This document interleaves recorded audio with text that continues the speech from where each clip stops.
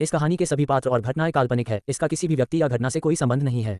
यदि किसी व्यक्ति से इसकी समानता होती है तो उसे मात्र एक संयोग कहा जाएगा। द इमॉर्टल वॉरियर को केएस नॉवल स्टोरी द्वारा सुनाया जा रहा है। नॉवल अध्याय 641। सबसे पहले वहां पहुंचना। 2/4 मोटे अधेड़ उम्र के व्यक्ति को अचानक एहसास हुआ कि तांग शियू उसे कुछ जानी पहचानी क्यों लग रही है। हालांकि पूरी तरह से आश्वस्त होने से पहले उसने थोड़ी उत्सुकता के साथ पूछा, जहां तक मुझे पता है स्टार सिटी अस्पताल में तांग शियू नाम का एक युवा दिव्य चिकित्सक है। क्या आप वही युवा दिव्य चिकित्सक हैं? तांग शियू मुस्कुराई और बोली, मुझे उम्मीद नहीं थी कि मैं इतनी मशहूर हो जाऊंगी कि आप भी मुझे जानते हैं। जी हाँ, मैं ही हूँ। मोटे ताजे अधेड़ उम्र के व्यक्ति उत्साहित थे। उन्होंने अपने हाथ मलते हुए कहा, दिव्य डॉक्टर तांग, सच में आप ही हैं। मैं कितना भाग्यशाली हूँ। मैं अभी अभी यहाँ पहुंचा हूँ और आपसे एक बड़ा सौदा किया है। तांग शियू ने मुस्कुराते हुए पूछा, चूंकि आप खुद को भाग्यशाली समझते हैं तो क्या हमें इस कीमत पर और अधिक छूट मिल सकती है? मोटे अधेड़ उम्र के आदमी के चेहरे पर मुस्कान जम गई। फिर वह कुछ बार अजीब तरह से हंसा और बोला, इस बार इसे छोड़ देते हैं। अगली बार जब हम कोई और सौदा करेंगे तो मैं आपको निश्चित रूप से बेहतर कीमत दूंगा। ये सौदा पक्का है? तांग शियू ने मुस्कुराते हुए सिर हिलाया। लॉन्ग जेंग्यू ने कहा, तांग शियू, चूंकि तुमने इतने सारे ज़ेड पत्थर खरीद लिए हैं तो शायद अब तुम पत्थरों पर जुआ नहीं खेलोगे, है ना? तांग शियू मुस्कुराया, क्यों न जुआ खेला जाए? जब इतना मजेदार काम है तो मैं भी इसमें हिस्सा लूंगा। शायद मेरी किस्मत चमक उठे और मैं आज ही अपने सारे खर्चे वसूल कर लूं। लॉन्ग जेंग्यू ने व्यंग्यात्मक मुस्कान के साथ कहा, अगर आपकी किस्मत इतनी अद्भुत होती तो मुझे नहीं लगता कि आपको व्यापार करने की जरूरत पड़ती। आप रोजाना पत्थरों पर जुआ खेलकर ही सुपर रिच बन सकते थे। तांग शियू मुस्कुराई और बोली, क्या आप गाड़ी में सामान रखने में मेरी मदद करेंगे? मैं थोड़ा घूम लेती हूँ। लॉन्ग जेंग्यू ने थोड़ी देर सोचा और सिर हिलाते हुए कहा, कोई बात नहीं, लेकिन भविष्य में जब आप ज़ेड की कलाकृतियां बनाएं तो मुझे भी कुछ देना याद रखना। कोई बात नहीं। तांग शियू मुस्कुराते हुए सहमत हो गया और तांग जियाओहान को अपने साथ ले गया। लॉन्ग जेंग्यू मदद के लिए रुका हुआ था, इसलिए उसे मोटे अधेड़ उम्र के आदमी के छुपकर शरारत करने का डर नहीं था। आधे घंटे बाद तांग शियू ने एक शेड में एक परिचित को देखा, एक परिचित जिससे वह यहाँ मिलने की कभी उम्मीद नहीं करता था। मियाओ वेंतान। हालांकि जैसे ही वह तांग शियाओहान का हाथ पकड़कर मियाओ वेंतान की ओर चल रहा था, तांग शियाओहान अचानक रुक गई और तांग शियू का हाथ जोर से खींच लिया। क्या हुआ? तांग शियू ने आश्चर्य से अपना सिर घुमाया और पूछा। तांग जियाओहान ने भौहें चढ़ाई, अपना सिर घुमाया और कुछ मीटर दूर इशारा करते हुए कहा, गुरुजी, वहां कुछ लग रहा है। ये दिल की धड़कन जैसा है क्या? तांग शियू दंगम हो गया। उसने तांग शियाओहान की उंगली की दिशा का अनुसरण किया और उसकी नजर तुरंत जमीन पर खड़े एक आयताकार पत्थर पर पड़ी जो 2 मीटर ऊंचा और 1 मीटर चौड़ा था। पत्थर की बाहरी सतह हल्के हरे रंग की थी। हालांकि जब उसकी नजर पत्थर पर लगे मूल्य टैग पर पड़ी तो उसके चेहरे पर एक अजीब सा भाव आ गया। 12 मिलियन। चलिए एक बार देख लेते हैं। तांग शियाओहान को पत्थर के पास ले गया और हाथ बढ़ाकर उसे छुआ। उसकी दैवीय चेतना भी तुरंत जागृत हो गई और उसे आश्चर्य हुआ कि उसने भी पत्थर के अंदर कुछ धड़कता हुआ महसूस किया, ठीक वैसे ही जैसे तांग शियाओहान ने कहा था। जैसे दिल धड़कता है। क्या हो रहा है? तांग शियू एक पल के लिए हिचकिचाया और उसकी अराजक शक्ति, अराजक बल तुरंत मुक्त हो गई और कच्चे पत्थर में विलीन हो गई। हालांकि जैसे ही अराजक शक्ति, अराजक बल कच्चे पत्थर में प्रवेश किया, तांग शियू ने अचानक अंदर से एक खिंचाव महसूस किया। हालांकि खिंचाव बल मजबूत नहीं था, अराजक शक्ति फिर भी उसके द्वारा डाली गई। कुछ अजीब है। तांग शियू का चेहरा बदल गया। अपना हाथ पीछे खींचने के बाद वह तांग जियाओहान के सामने बैठ गया और एक जटिल भाव से पूछा, जियाओहान, मुझे बताओ क्या हो रहा है? तुम्हें कैसे पता चला कि अंदर कुछ धड़क रहा है? तांग शियाओहान ने सिर हिलाते हुए कहा, मुझे भी नहीं पता, बस एक एहसास है। ऐसा लगता है जैसे यहाँ कोई नहीं है लेकिन कुछ धड़क रहा है। ऐसा लगता है जैसे मेरा दिल भी उतनी ही तेजी से धड़क रहा है जितनी तेजी से यहाँ कुछ धड़क रहा है। धारणा। तांग शियू को तांग जियाओहान जैसी स्थिति का पहले कभी सामना नहीं करना पड़ा था। एक पल सोचने के बाद उसने एक कर्मचारी को बुलाया और पूछा, इस कच्चे पत्थर का आरक्षित मूल्य क्या है? कर्मचारी ने मुस्कुराते हुए कहा, सर, यहाँ रखे सभी कच्चे पत्थरों पर आरक्षित मूल्य अंकित है। यदि आप ये कच्चा पत्थर खरीदना चाहते हैं तो इसकी कीमत 12 मिलियन होनी चाहिए। तांग शियू ने सिर हिलाकर कहा, तो चलिए सौदा पक्का करते हैं। मुझे खाता संख्या दीजिए, मैं पैसे ट्रांसफर कर दूंगा। कर्मचारी दंग रह गया और उसके चेहरे पर तुरंत हैरानी के भाव आ गए। सिर हिलाकर उसने मुस्कुराते हुए कहा, महोदय, आपकी नजरें वाकई बहुत तेज हैं। कई लोगों को ये कच्चा पत्थर पसंद आया है लेकिन किसी ने भी कोई फैसला नहीं लिया है। कृपया मेरे साथ आइए, हम अंदर जाकर लेन देन की प्रक्रिया पूरी करते हैं। रुको। पास में ही सफेद बालों वाला एक बूढ़ा आदमी अचानक 7-8 मीटर दूर से चलकर आया। उसकी आंखें चमकीली और भेदक थीं और वह अपने हाथ में हेतिन ज़ेड की अंगूठी रगड़ रहा था। तांग शियू और कर्मचारी दोनों रुक गए और बूढ़े आदमी की ओर देखने लगे। बूढ़े आदमी ने अपनी आंखें सिकोड़कर हल्की मुस्कान के साथ कहा, युवक, क्या तुम ये कच्चा पत्थर मुझे देने को तैयार होगे? चिंता मत करो, मैं तुम्हें नुकसान नहीं होने दूंगा। जब तक तुम इस गोदाम में से जो भी कच्चा पत्थर चुनोगे उसकी कीमत 500,000 से अधिक नहीं होगी। मैं तुम्हारे लिए उसका भुगतान कर दूंगा। तांग शियू ने सिर हिलाते हुए कहा, मेरे पास पैसों की कमी नहीं है। बूढ़े आदमी ने कहा, 10 लाख। तांग शियू मुस्कुराया, बूढ़े साहब, मुझे पैसों से प्रभावित करने की कोशिश मत कीजिए। चाहे आप मुझे 1 करोड़ रुपये ही क्यों न दे दें, मैं अपनी पसंद की चीज को नहीं छोड़ूंगा। बूढ़े आदमी ने अपनी जेब से एक दस्तावेज निकाला और तांग शियू को देते हुए कहा, युवक, मैं अपना परिचय देता हूँ। मैं तियान जिंगनान हूँ, हमारे राष्ट्रीय ज़ेड एसोसिएशन का उपाध्यक्ष और ज़ेड तराशने वाला कारीगर। अगर आप मुझे ये कच्चा पत्थर दे दें तो मैं आपको हमारे राष्ट्रीय ज़ेड एसोसिएशन में शामिल होने के लिए आमंत्रित कर सकता हूँ और भविष्य में आपके लिए एक वस्तु निःशुल्क तराश सकता हूँ। कैसा रहेगा? तांग शियू ने मुस्कुराते हुए पूछा, तो ये राष्ट्रपति तियान है? क्या आपकी नक्काशी की कला वाकई प्रभावशाली है? तियान जिंगनान ने आत्मविश्वास से कहा, हालांकि मैं खुद को नंबर 1 या 2 तो नहीं कहूंगा लेकिन हमारे देश में मुझसे बेहतर नक्काशी करने वाले बहुत कम लोग हैं। एक बार किसी ने मुझसे 5 मिलियन की पेशकश की थी, यह उम्मीद करते हुए कि मैं उसके लिए कोई वस्तु बना दूं, लेकिन मैंने मना कर दिया। दरअसल मुझे ये कच्चा पत्थर पहले से ही पसंद था लेकिन चूंकि मैंने पहले ही बहुत सारे कच्चे पत्थर खरीद लिए थे इसलिए मेरे पास पैसों की थोड़ी कमी हो गई थी। मैंने अभी अभी अपने बेटे से कुछ पैसे भिजवाए हैं। मुझे उम्मीद नहीं थी कि इतनी जल्दी आप नौजवान इसे पसंद कर लेंगे। तांग शियू मुस्कुराई और बोली, माफ कीजिए, मैं आपकी मदद नहीं कर सकती। तियान जिंगनान ने भौहें चढ़ाई। उन्हें उम्मीद नहीं थी कि इतना सब कहने के बाद भी सामने खड़ा ये युवक उनकी बात मानने को तैयार नहीं होगा। इस स्थिति से उन्हें थोड़ा गुस्सा आया। हालांकि उनका संयम हमेशा अच्छा था। गुस्से में होने के बावजूद उन्होंने इसे जाहिर नहीं किया और कहा, युवक, अपनी शर्त बताइए। अगर मैं उसे स्वीकार कर सकता हूं तो मैं उसे जरूर पूरा करूंगा। तांग शियू ने सिर हिलाकर कहा, मेरी कोई शर्त नहीं है। तियान जिंगनान ने आखिरकार खुद को रोक नहीं पाया और बोला, युवक, तुमने ये कच्चा पत्थर जुए के इरादे से खरीदा है ना? मैं तुम्हें सीधे 5 मिलियन दूंगा। क्या तुम मुझे ये कच्चा पत्थर दे दोगे? तांग शियू अब उससे और बात नहीं करना चाहता था। इसके बजाय उसने कर्मचारी को आवाज दी और पीछे की ओर चल दिया। राष्ट्रपति तियान, आपको क्या हुआ है? 2 अधेड़ उम्र के आदमी चलकर आए। जब उन्होंने तियान जिंगनान के नाराज चेहरे को देखा तो उनमें से एक ने तुरंत पूछा। तियान जिंगनान ने व्यंग्यात्मक मुस्कान के साथ कहा, मुझे ज़ेड पत्थर का एक कच्चा टुकड़ा बहुत पसंद आया था, लेकिन किसी और ने उसे छीन लिया। मैंने उसे वह कच्चा ज़ेड पत्थर वापस देने के बदले में 5 मिलियन देने का वादा किया था, लेकिन उसने मेरी बात को पूरी तरह से अनसुना कर दिया। उस व्यक्ति ने आश्चर्य से पूछा, इतना अहंकारी कौन है? राष्ट्रपति तियान को सम्मान तक न देने की उनकी हिम्मत कैसे हुई? तियान जिंगनान ने हताशा से आह भरी, कोई बात नहीं, चूंकि दूसरा पक्ष मुझे इसे देने को तैयार नहीं है तो मैं हार मान लेता हूँ। असल में मुझे यकीन नहीं है कि उस कच्चे ज़ेड पदार्थ के अंदर ज़ेड है भी या नहीं और कितनी मात्रा में है। शायद खुली खिड़की में बस थोड़ा सा हरा रंग दिख रहा हो और अंदर कुछ भी न हो। बिल्कुल सही। दोनों ने तियान जिंगनान की बातों से सहमति जताते हुए सिर हिलाया। लगभग 10 मिनट बाद तांग शियाओहान को लेकर बाहर आया और पाया कि तियान जिंगनान अभी तक नहीं गया था। उसने मन ही मन कड़वी मुस्कान दी। हालांकि दूसरे पक्ष ने न तो कुछ हद से ज्यादा किया था और न ही कुछ अनुचित कहा था, इसलिए उसके मन में तियान जिंगनान के प्रति कोई दुर्भावना नहीं थी। कर्मचारियों की मदद से कच्चे पत्थरों के परिवहन के लिए जिम्मेदार कई कर्मचारी फ्लैटबेड कार्ट लेकर आए और तांग शियू को कच्चे पत्थर को फ्लैटबेड कार्ट पर रखने में मदद की। फिर तांग शियू के नेतृत्व में वे उस शेड पर पहुंचे जहां उन्होंने पहले ज़ेड सामग्री खरीदी थी। ओह दिव्य चिकित्सक तांग, आपने कच्चा ज़ेड पत्थर का एक और टुकड़ा खरीदा? ये पत्थर बहुत अच्छा दिख रहा है। खुली खिड़की में हरे रंग की हल्की सी झलक भी है। अंदर ज़ेड होना चाहिए, है ना? मोटे ताजे अधेड़ उम्र के व्यक्ति ने मुस्कुराते हुए उनका अभिवादन किया और चबूतरे पर रखे कच्चे पत्थर का निरीक्षण करने लगे। तांग शियू ने कहा, कौन जाने, मुझे बस ऐसा लगा कि इस पत्थर के अंदर ज़ेड या जेडाइट होने की संभावना अधिक है, इसलिए मैंने इसे खरीद लिया। मोटे ताजे अधेड़ उम्र के उस व्यक्ति ने उत्सुकता से पूछा, आपने इस पर कितना खर्च किया? तांग शियू मुस्कुराया और बोला, 12 मिलियन। मोटे ताजे अधेड़ उम्र के व्यक्ति ने अंगूठा ऊपर करके कहा, दिव्य डॉक्टर तांग सचमुच एक अमीर आदमी है।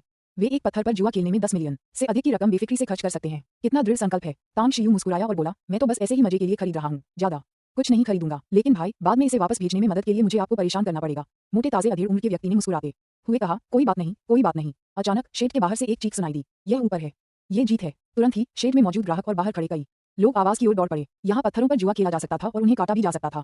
सुविधा के लिए कई खरीदार पत्थर खरीदने के बाद उन्हें वहीं पर काट लेते थे और उनके जुए का नतीजा तुरंत सामने आ जाता था।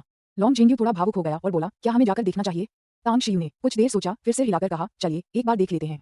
मैंने पहले भी कुछ ग्राहकों को जीतते देखा है, लेकिन किसी ने भी इतनी सनसनी नहीं मचाई जितनी इस बार मचाई है। मोटे ताजे अधेड़ उम्र के उस व्यक्ति ने एक पल के लिए हिचकिचाते हुए अपने अधीनस्थों को कुछ निर्देश दिए और फिर उनके पीछे पीछे बाहर चला गया। उसने कहा, हे दिव्य गुरु तांग, क्या आप जानते हैं कि मैं कैसे अमीर हुआ? पत्थरों पर जुआ खेलकर। 10 साल से भी ज्यादा पहले मैं 20,000 युआन लेकर दक्षिण की ओर गया था और संयोगवश मुझे पत्थरों पर जुआ खेलने की एक जगह मिल गई। मैंने भी जुआ खेलने में हिस्सा लिया और एक पत्थर पर 1,000 युआन से ज्यादा खर्च कर दिए, जिससे मुझे तुरंत हजारों गुना ज्यादा धन मिल गया। आप कह सकते हैं कि मैं भी रातों रात अमीर हो गया और मेरे पास करोड़ों की संपत्ति हो गई। अध्याय 642 राक्षसी प्रवृत्ति के करीब ज्ञान 3/4। तांग शियू ने उस अधेड़ उम्र के व्यक्ति का चेहरा देखा था। स्वाभाविक रूप से वह भाग्यशाली प्रतीत होता था। हालांकि वह बेहद धनी या महाधनवान उद्योगपति नहीं बन सका, लेकिन करोड़ों की संपत्ति होना उसके लिए कोई बड़ी बात नहीं थी। सोंग हाओ, यह उस अधेड़ उम्र के व्यक्ति का नाम था। एक मियाओ व्यक्ति। वह मियाओ क्षेत्र से बाहर आया था और बाहर रहने के लिए बस गया था। वह बहुत बुद्धिमान था, उत्कृष्ट दूरदर्शिता रखता था और उसका व्यवहार असाधारण था। उसके वर्णन के माध्यम से तांग शियू को पता चला कि वह एक दशक से भी पहले रातों रात अमीर हो गया था और उसने करोड़ों की संपत्ति अर्जित की थी। हालांकि वह इस अचानक मिली दौलत से बहक नहीं गए। इसके बजाय ज़ेड में छिपे आश्चर्यजनक मुनाफे को समझते हुए उन्होंने इसका अध्ययन शुरू किया। लगातार विशेषज्ञों से सलाह ली, प्रमुख ज़ेड व्यापार बाजारों में नियमित रूप से गए और यहाँ तक कि कई बार ज़ेड खानों में काम भी किया। कई वर्षों के अनुभव के बाद उन्होंने धीरे धीरे व्यापार की कुछ बारीकियां सीख लीं। फिर उन्होंने एक बिचौलिए के रूप में काम करना शुरू किया। अपने ज्ञान और वाक्पटुता का उपयोग करते हुए धीरे धीरे धन अर्जित किया और अंततः 1 अरब से अधिक की अपनी वर्तमान कुल संपत्ति तक पहुंच गए। दिव्य चिकित्सक तांग, पत्थरों पर जुआ खेलना दूरदृष्टि पर निर्भर करता है। भाग्य की भूमिका बहुत कम होती है। यह उद्योग बहुत जटिल है और यदि आप इसे नहीं समझते हैं तो जल्दबाजी में कोई कदम न उठाना ही बेहतर है। अधेड़ उम्र के सोंग हाओ ने विनम्रतापूर्वक सलाह दी। तांग शियू मुस्कुराई, चिंता मत करो, मैं उस तरह की इंसान नहीं हूं जो दूसरों के अचानक अमीर हो जाने पर ईर्ष्या करती हूं। इस प्रदर्शनी केंद्र में आने का मेरा मुख्य उद्देश्य ज़ेड सामग्री खरीदना है। चूंकि मैंने आपसे पहले ही खरीद लिया है, इसलिए मैं पत्थरों पर ज्यादा पैसा बर्बाद नहीं करूंगी। बेशक अगर मुझे कोई ऐसी चीज मिल जाती है जो मुझे अच्छी लगे और ज्यादा महंगी न हो तो मैं उसे मजे के लिए खरीद लूंगी। सोंग हाओ जानता था कि तांग शियू के पास पैसों की कमी नहीं थी। आखिर तांग शियू प्रसिद्ध युवा दिव्य चिकित्सक था और अपनी उत्कृष्ट चिकित्सा क्षमता के बल पर ही वह काफी धन कमा सकता था। आज के जमाने में किसी सिर दर्द या बुखार नहीं होता। इन कठिन और जटिल बीमारियों के इलाज के लिए यहाँ तक कि अति धनाढ्य व्यक्ति भी मोटी रकम चुकाने को तैयार रहते हैं। एक पल के बाद समूह भीड़ के पीछे पीछे 2 शेड दूर एक जगह पर पहुंचा। इस शेड में न केवल बड़ी संख्या में पत्थर प्रदर्शित थे, बल्कि एक पत्थर काटने की मशीन भी थी। सैकड़ों लोग यहाँ जमा हो गए। उनकी निगाहें नीले रंग के ओवरऑल पहने पत्थर काटने वाले उस्ताद पर टिकी थी, या अधिक सटीक कहें तो उसके हाथों में पकड़े फुटबॉल के आकार के पत्थर पर। छोटे भाई, तुमने इस पत्थर पर 2000 युआन खर्च किए। अब जब हरा भाग निकाल दिया गया है तो ये साबित हो गया कि तुमने बाजी जीत ली। मैं तुम्हें 2 मिलियन दूंगा, क्या तुम मुझे ये ज़ेड सामग्री दे दोगे? पत्थर तराशने वाले उस्ताद के बगल में खड़े एक सलीके से कपड़े पहने अधेड़ उम्र के व्यक्ति ने अपने सामने खड़े उत्साहित युवक से कहा, मैं 3 मिलियन की पेशकश करता हूँ, मैं 5 मिलियन की पेशकश करता हूँ। जैसे ही सुसज्ज धजकर कपड़े पहने उस अधेड़ उम्र के व्यक्ति के शब्द समाप्त हुए, लगभग एक साथ 2 आवाजें सुनाई दी। 5 मिलियन की पेशकश करने वाला एक साधारण दिखने वाला युवक था, लेकिन उसमें एक उच्च पदस्थ व्यक्ति का आभास झलक रहा था। वह लगभग 26 या 27 वर्ष का था और उसके साथ 2 अन्य युवक भी थे। पत्थर के मालिक उत्साहित युवक ये सुनकर तुरंत बहुत खुश हो गया, मानो उसे डर था कि दूसरा पक्ष अपने वादे से मुकर जाएगा। उसने जोर से कहा, 5 मिलियन, अभी मुझे पैसे भेज दो और यह ज़ेड पत्थर तुम्हारा है। 5 मिलियन की पेशकश करने वाले युवक ने संतुष्टि से सिर हिलाया, फिर बगल में खड़ी युवती की ओर मुड़कर सिर हिलाया।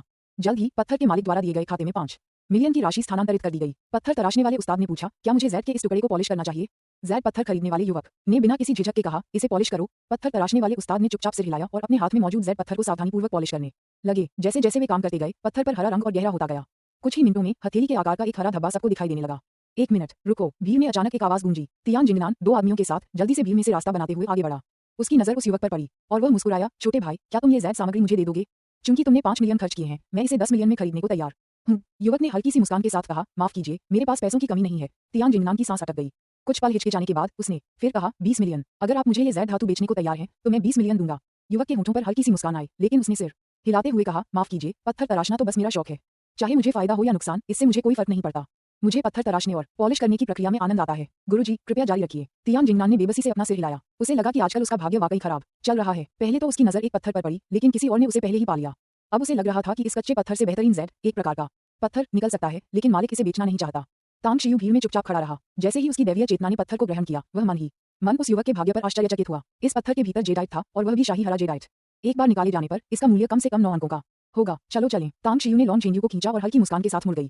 लॉन्ग जेंग्यू एक पल के लिए हिचकिचाई, फिर देखा कि सोम भाव पहले ही तांग शियू के पीछे जा रहा था। उसने भी एक व्यंग्यात्मक मुस्कान दी, पत्थर खरीदने वाले युवक को ध्यान से देखा और फिर तांग शियू के पीछे चल दी। तांग शियू, हमने अभी तक शो देखना भी खत्म नहीं किया है, तुम मुझे वापस जाने के लिए इतनी जल्दी क्यों कर रहे हो? लॉन्ग जेंग्यू ने पूछा।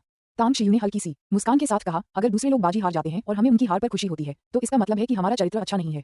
अगर दूसरे जीत जाते हैं, तो इससे हमारी ईर्ष्या और बढ़ जाती है। इतना थकाऊ और निरर्थक काम क्यों करें? लॉन्ग जेंग्यू ने व्यंग्यात्मक मुस्कान के साथ कहा, ये तो सरासर झूठ है। ठीक है, अगर हम नहीं देखेंगे तो नहीं देखेंगे। क्या आप अभी भी खेल रहे हैं? अगर नहीं, तो जल्दी से इन जैद सामग्री को वापस भेज दें, अब और नहीं खेलना। तांग शियू ने अपना सिर थोड़ा हिलाया और मुस्कुराया। कई घंटों बाद जब कंटेनर ट्रक ने सभी जैद और पत्थर की सामग्री नानझा टाउन पहुंचा दी और उन्हें आंगन में उतार दिया, तो तांग शियू ने सोंग खाओ को पैसे दिए और उसे विदा कर दिया। तांग शियू, आगे की योजना क्या है? लॉन्ग जेंग्यू ने थोड़ी ऊब के साथ पूछा। तांग शियू ने कहा, घर पर आराम करो, शियाओ हान को यहाँ की स्थिति से परिचित होने दो, फिर दोपहर में प्रदर्शनी केंद्र में एक और बार जाकर स्थिति का जायजा लो। लॉन्ग जेंग्यू ने आश्चर्य से पूछा, क्या अभी भी प्रदर्शनी केंद्र जा रहे हो? तांग शियू ने लापरवाही से कंधे उचकाते हुए कहा, वैसे भी मेरे पास खाली समय है, तो मैं वहीं जाकर फिर से खेल लेता हूँ। तुम्हारा क्या ख्याल है? आज के लिए तुम्हारी क्या योजनाएं हैं? लॉन्ग जेंग्यू ने कहा, मैं पहले वापस चलता हूँ, मुझे कुछ दिनों में जिंगलोंग द्वीप जाना है, इसलिए जाने से पहले मैं स्टार सिटी में सारी व्यवस्था कर लूंगा।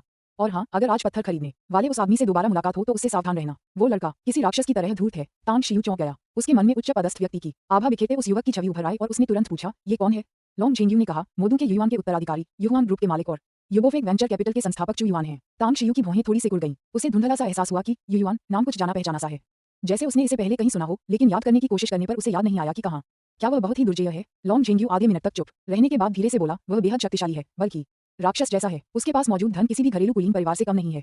उसके नेतृत्व में सशस्त्र बलों की संख्या आश्चर्यजनक रूप से अधिक है, और उसका प्रभाव केवल व्यापार जगत तक ही सीमित नहीं है, बल्कि सेना में भी है। तांग शियू के चेहरे के भाव बदल गए और उनके दिल में हलचल मच गई। वे देश के उन वास्तविक कुलीन परिवारों से परिचित थे, जैसे तांग और याओ परिवार, जिनकी नींव मजबूत थी, अपार धन दौलत थी और मजबूत सैन्य बल थे। चू युआन का इन वास्तविक कुलीन परिवारों के बराबर होना, आखिर उसकी पृष्ठभूमि क्या थी? तांग शियू ने लॉन्ग जेंग्यू को गौर से देखा और पूछा, लगता है आप उसके बारे में बहुत कुछ जानते हैं। लॉन्ग जेंग्यू ने सिर हिलाते हुए कहा, आप गलत हैं, मैं उनके बारे में बहुत कम जानता हूँ। बाहरी दिखावट धोखा दे सकती है और गहराई को मापना मुश्किल है। युआन 100 वर्षों से अस्तित्व में है। यहाँ तक कि युद्ध के उथल-पुथल भरे वर्षों के दौरान चारों महान परिवार भी युआन से गहराई से प्रभावित थे। यहाँ तक कि जापान विरोधी युद्ध के दौरान भी युआन से अनगिनत प्रतिभाशाली लोग निकले, जो युद्ध के अंत में नायक बन गए। हालांकि युद्ध के बाद युआन के सभी लोगों ने अपने पद त्याग दिए और विभिन्न क्षेत्रों से गायब हो गए। युआन अभी भी युआन है और इसने हमेशा सत्ताधारियों को सतर्क रखा है। मैं चू युआन के बारे में ज्यादा नहीं जानता, लेकिन युआन के बारे में मैं बहुत कुछ जानता हूँ। पल भर में तांग शियू को लॉन्ग जेंग्यू का मतलब समझ आ गया था। उसने चुपचाप सिर हिलाया और कहा, मैं समझ गया। अगर आपको कुछ काम है तो जाइए। जिंगलोंग द्वीप जाने से पहले आइए फिर से मिलने का समय निकालें। मुझे कुछ समय के लिए स्टार सिटी में रहना चाहिए। लॉन्ग जेंग्यू ने जवाब दिया और फिर तांग शियू की कार चलाकर चला गया। उसने तांग शियू से ज्यादा कुछ नहीं कहा था, लेकिन उन कुछ शब्दों का असर न केवल तांग शियू पर बल्कि उस पर भी पड़ा। वह चू युआन का नाम नहीं लेना चाहता था, क्योंकि चू युआन ही उसकी दिशा थी, उसका जीवन भर का लक्ष्य था। विला के आंगन के अंदर दू यिन के चेहरे पर जिज्ञासा झलक रही थी और वह चुपचाप एक तरफ खड़ी तांग शियाओहान को देख रही थी। वह तांग शियाओहान से बात करना चाहती थी, लेकिन उसे थोड़ा डर भी था कि कहीं तांग शियाओहान के साथ तालमेल बिठाना मुश्किल न हो। अंत में जब लॉन्ग जेंग्यू जाने लगा तो तांग शियू की नजर तांग शियाओहान पर पड़ी। उसने मुड़कर दू यिन को हाथ हिलाते हुए मुस्कुराते हुए कहा, ये नहीं, इधर आओ, मैं तुम्हें इनसे मिलवाता हूँ। इनका नाम तांग शियाओहान है। तुम इन्हें छोटा भाई कह सकती हो या बस शियाओहान। दू यिन कुछ कदम आगे बढ़ी। विनम्रतापूर्वक सिर हिलाकर उन्होंने तांग शियाओहान की ओर हाथ बढ़ाया, लेकिन जब उन्हें एहसास हुआ कि तांग शियाओहान उन्हें देख नहीं पा रहे हैं, तो उन्होंने तुरंत तांग शियाओहान का हाथ पकड़ लिया और कहा, नमस्कार छोटे भाई, मैं आपकी बड़ी बहन दू यिन हूँ। मैं आपसे उम्र में बड़ी होनी चाहिए, लेकिन बहुत ज्यादा नहीं। तांग शियाओहान अचानक मुस्कुराई, नमस्ते सीनियर सिस्टर, अब से क्या हम परिवार हैं? दू यिन ने तांग शियू की ओर देखा और उसे हल्के से सिर हिलाते देख वह तुरंत मुस्कुराई और बोली, छोटे भाई, अब से हम सब एक परिवार हैं। एक दिन का शिक्षक जीवन भर का पिता होता है। हम सब गुरु की संतान हैं। एक दिन का शिक्षक जीवन भर के लिए पिता होता है। तांग शियाओहान ने मन ही मन इस वाक्य को दोहराया 1 दर्जन से अधिक बार, फिर भारी मन से सिर हिलाते हुए कहा, मैं बहुत खुश हूँ। अब मेरा परिवार है और मेरे परिवार में 2 सदस्य हैं। दू यिन हंसते हुए बोली, छोटे भाई, तुमने गलत कहा। ये 2 परिवार के सदस्य नहीं हैं। भविष्य में तुम्हारे परिवार में बहुत सारे सदस्य होंगे। अध्याय 643 ज़ेड ब्यूटी 4/4। तांग शियू दोनों बच्चों के बीच अच्छे तालमेल से बहुत संतुष्ट थे। तांग शियाओहान को मु किंगपिंग के हवाले करने के बाद उन्होंने मु किंगपिंग और गु यिंग के सामने ही बड़ी मात्रा में जैड और पत्थर की सामग्री अपने स्पेशियल रिंग में रख ली और फिर अकेले दूसरी मंजिल पर स्थित अध्ययन कक्ष में चले गए। इंपीरियल गार्डन, ये बहुत रहस्यमय और बेहद कम चर्चित लग रहा था। आज के समाज में कुछ उद्योगों में रहस्य बनाए रखना और फिर भी मजबूत बने रहना शायद बहुत मुश्किल है। अगर इंपीरियल गार्डन ने सचमुच कई उत्कृष्ट प्रतिभाओं का उत्पादन किया है तो यह वास्तव में दुर्जेय होगा। शाही उद्यान की स्थिति को समझने के लिए तांग शियू ने गु शियाक्सु को फोन किया। उन्हें आश्चर्य हुआ कि गु शियाक्सु शाही उद्यान के बारे में कुछ बातें जानने के बावजूद उसके बारे में ज्यादा कुछ नहीं जानती थी। हालांकि गु शियाक्सु द्वारा दी गई एक जानकारी ने तांग शियू का ध्यान आकर्षित किया। शाही उद्यान 3 शैलियों में ताई शक्ति थी। तांग शियू ने ऑनलाइन खोजबीन करके 3 शैलियों के बारे में जाना, ताई, किमेन और लियूरिंग, जो मिलकर प्राचीन हान चीनी अंकशास्त्र की 3 महान गूढ़ कलाओं का निर्माण करती हैं। ताई शैली आकाशीय तत्व पर केंद्रित थी और राष्ट्रीय मामलों में प्रयुक्त होती थी। किमेन शैली सांसारिक तत्व पर केंद्रित थी और सामूहिक मामलों में प्रयुक्त होती थी। और लियूरिंग शैली मानवीय तत्व पर केंद्रित थी और व्यक्तिगत मामलों में प्रयुक्त होती थी। सामूहिक मामलों में प्रयुक्त किमेन शैली व्यापक रूप से प्रसिद्ध थी, जबकि राष्ट्रीय मामलों में प्रयुक्त ताई शैली से सम्राट भयभीत रहते थे और यह कम प्रसिद्ध थी। बहुत समय बाद तांग शियू ने सोच समझकर कंप्यूटर बंद कर दिया, लेकिन शाही उद्यान के प्रति उसकी सतर्कता काफी बढ़ गई। किमेन सेना की संख्या बहुत अधिक थी, लेकिन ताई अद्वितीय था। इसका अर्थ ये था कि शाही उद्यान एक ऐसी इकाई थी जो पूरी किमेन सेना का मुकाबला करने में सक्षम थी, जिसका इतिहास 100 वर्ष या शायद उससे भी अधिक पुराना था और जिसकी नींव संभवतः अथाह गहराई तक फैली हुई थी। अगर दूसरे मुझे अपमानित नहीं करेंगे तो मैं उन्हें अपमानित नहीं करूंगा। अगर दूसरे मुझे अपमानित करेंगे तो मैं जरूर बदला लूंगा। शाही उद्यान शक्तिशाली है, लेकिन मैं डरता नहीं। अगर शाही उद्यान के लोग मुझे अकेला छोड़ दें तो मैं उन्हें परेशान नहीं करूंगा, लेकिन अगर वे मुझे उकसाने की हिम्मत करते हैं तो चाहे उनकी शक्ति कितनी भी अपार क्यों न हो, मैं ये सुनिश्चित करूंगा कि उन्हें गंभीर चोटें लगें और उन्हें एक खूनी सबक मिले। तांग शियू ने सिगरेट जलाई और कुछ कश लिए, फिर समय देखा और पाया कि दोपहर हो चुकी थी। सिगरेट खत्म करने के बाद वह पहली मंजिल पर बने भोजन कक्ष में गया। चूंकि उसके माता पिता बाहर गए हुए थे और अभी तक वापस नहीं आए थे, उसने दोपहर का भोजन किया, तांग शियाओहान को मु किंगपिंग के हवाले किया और फिर घर से निकल गया। पत्थरबाजी, वह इससे अनजान नहीं था क्योंकि उसने अतीत में अपनी प्रतिभा का इस्तेमाल करते हुए पत्थरों पर जुआ खेलकर खूब पैसा कमाया था। अब जब उसे अमीर बनने का मौका मिला था तो वह इसे हाथ से जाने नहीं देना चाहता था। दोपहर 1 बजे वह स्टार सिटी प्रदर्शनी केंद्र लौटा। दोपहर के भोजन का समय होने के कारण प्रदर्शनी केंद्र में लोगों की संख्या सुबह की तुलना में आधे से भी कम थी। तांग शियू ने दुकानों का भ्रमण किया और व्यक्तिगत रूप से छूकर तथा अपनी आध्यात्मिक इंद्रियों से उनका अवलोकन करके उन्हें सैकड़ों उत्तम पत्थर मिले। उनमें से 1 दर्जन से अधिक पत्थरों में ज़ेड और जेडाइट थे जो निश्चित रूप से उच्च कोटि के थे। बॉस, काम ज्यादा नहीं है क्या? तांग शियू ने एक स्टॉल में कदम रखते ही अंदर के सैकड़ों वर्ग मीटर के क्षेत्र को देखा। मुस्कुराते हुए उन्होंने कहा, 2 पत्थर काटने की मशीनों और 2 सफेद बालों वाले बूढ़े आदमियों के अलावा चश्मा पहने और गर्म चाय का प्याला पकड़े बूढ़े आदमी ने लापरवाही से हाथ हिलाते हुए आलस से कहा, सब लोग दोपहर के भोजन के लिए चले गए हैं, इसलिए यहाँ स्वाभाविक रूप से भीड़ नहीं है। छोटे भाई, क्या तुम यहाँ पत्थर काटने आए हो? तांग शियू मुस्कुराई और बोली, पत्थर काटना तो जरूरी है, लेकिन मुझे बहुत सारे पत्थर खरीदने हैं, इसलिए मैं आज दोपहर आपकी दुकान किराए पर लेना चाहती हूँ। आप दोनों अपनी मनचाही कीमत बता दीजिए। दूसरे बूढ़े व्यक्ति ने, जो तांग शैली का सूट पहने हुए थे और जिनके हाथ में छड़ी थी, हाथ हिलाते हुए मुस्कुराते हुए कहा, आप गलत समझ रहे हैं, मैं पत्थर काटने वाला नहीं हूँ। मेरा एक पुराना दोस्त अभी स्टार सिटी आया है, इसलिए मैंने दोपहर के भोजन के समय का फायदा उठाकर उससे मुलाकात की। बूढ़े हुआंग, ये युवक आपकी दुकान किराए पर लेना चाहता है, आपका क्या कहना है? चश्मा पहने बूढ़े व्यक्ति ने मुस्कुराते हुए कहा, तुम्हारा नाम क्या है? छोटे भाई, तांग शियू ने कहा। तांग सूट पहने बूढ़े व्यक्ति ने मुस्कुराते हुए कहा, मैं कहता हूँ। बूढ़े हुआंग, क्या आप प्रसिद्ध छोटे दिव्य चिकित्सक को पहचानते भी नहीं हैं? आज आपसे मिलने का मेरा एक कारण ये भी था कि मैं आपसे स्टार सिटी पारंपरिक चीनी चिकित्सा अस्पताल के इस छोटे दिव्य चिकित्सक के बारे में बात करूं और देखूं कि क्या आप उनसे अपने पैर का इलाज करवाने का अवसर ढूंढने के लिए तैयार होंगे। चश्मा पहने बूढ़े व्यक्ति ने आश्चर्य का भाव दिखाया, खड़े हो गए और तांग शियू को ऊपर से नीचे तक कुछ बार देखा और उत्सुकता से पूछा, मैंने भी छोटे दिव्य डॉक्टर के बारे में सुना है, लेकिन मुझे उम्मीद नहीं थी कि यह युवक होगा। तांग शियू की आंखें थोड़ी सिकुड़ गईं और उन्होंने बूढ़े आदमी के पैरों पर कई बार नजर डाली। उन्होंने देखा कि उनके बाएं पैर में कोई छिपी हुई समस्या थी। उनका बायां पैर, जो जमीन पर था, काफी नीचे था और चलते समय वे थोड़ा लंगड़ाते थे। कुछ देर सोचने के बाद तांग शियू ने कहा, आप अपना नाम क्या बताते हैं? बूढ़े आदमी चश्मा पहने बूढ़े व्यक्ति ने मुस्कुराते हुए कहा, आप मुझे मास्टर हुआंग कह सकते हैं। तांग शियू ने सिर हिलाकर कहा, क्या मैं आपके बाएं पैर की जांच कर सकता हूं?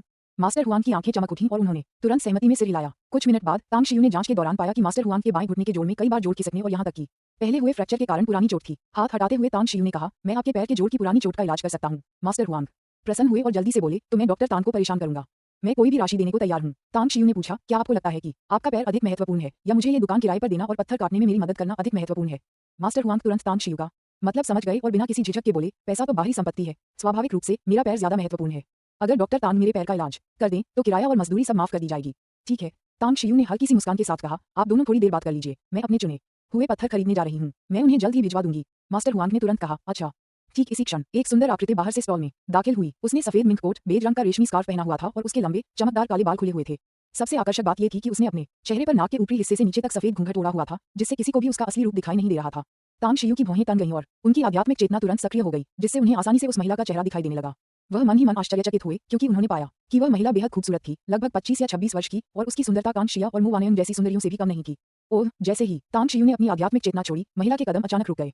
उसकी खूबसूरत काले रत्नों जैसी आंखों में एक हैरान करने वाला भाव दिखाई दिया। बहुत आसानी से उसकी नजर तांग शियू पर पड़ी और ये देखकर कि तांग शियू जाने का इरादा रखता है, उसने तुरंत पुकारा, महोदय, कृपया प्रतीक्षा करें। तांग शियू रुक गया और अपनी ओर आती हुई महिला को देखकर उसने तुरंत पूछा, क्या कुछ गड़बड़ है? महिला ने हल्की सी मुस्कान बिखेरी, जिससे तांग शियू को मानो वसंत की ठंडी हवा में नहाने का एहसास हुआ। उसकी मधुर आवाज सुनाई दी, महोदय, मेरा नाम जुयू है, आप मुझे मिस जुए या आयु कह सकते हैं, क्या मैं आपका नाम जान सकती हूँ? महोदय, मैं तांग शियू हूँ। तांग शियू ने शांत भाव से कहा। जुयू ने धीरे से सिर हिलाया और अपनी आंखों में एक अजीब सी चमक लिए कहा, श्रीमान तांग, क्या आप अंकशास्त्र समझते हैं? क्या आप भूविद्या और गहन ग्रंथों के बारे में जानते हैं? तांग शियू मन ही मन आशंकित था, लेकिन बाहरी तौर पर उसने शांत भाव से कहा, नहीं, मैं ऐसा नहीं करता। जुयू ने हैरानी से कहा, श्रीमान तांग, आपके आसपास एक विशेष आभा है, एक बहुत ही खास आभा। मैं न तो आपके भाग्य को जान सकती हूँ और न ही आपकी आत्मा को देख सकती हूँ। क्या?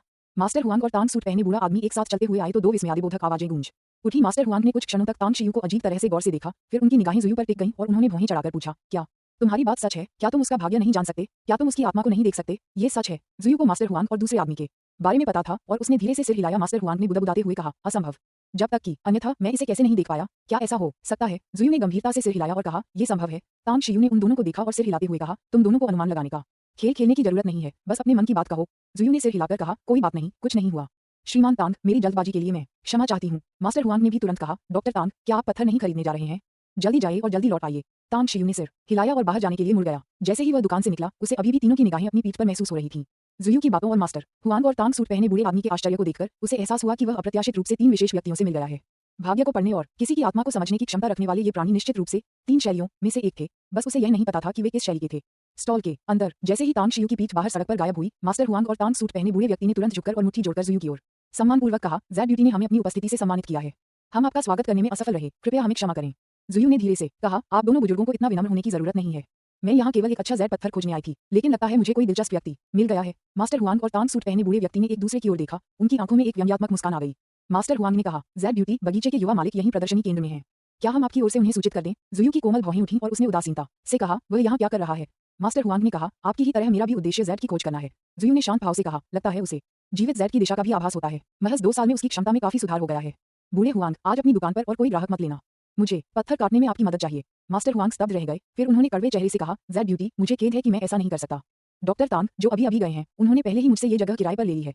जुयू ने आश्चर्य से पूछा, वह यहाँ पत्थर भी काटना चाहता है? मास्टर हुआंग ने सिर हिलाकर कहा, बिल्कुल सही। जुयू ने कुछ देर सोचा और फिर पूछा, आप उन्हें डॉक्टर तांग क्यों कहते हैं?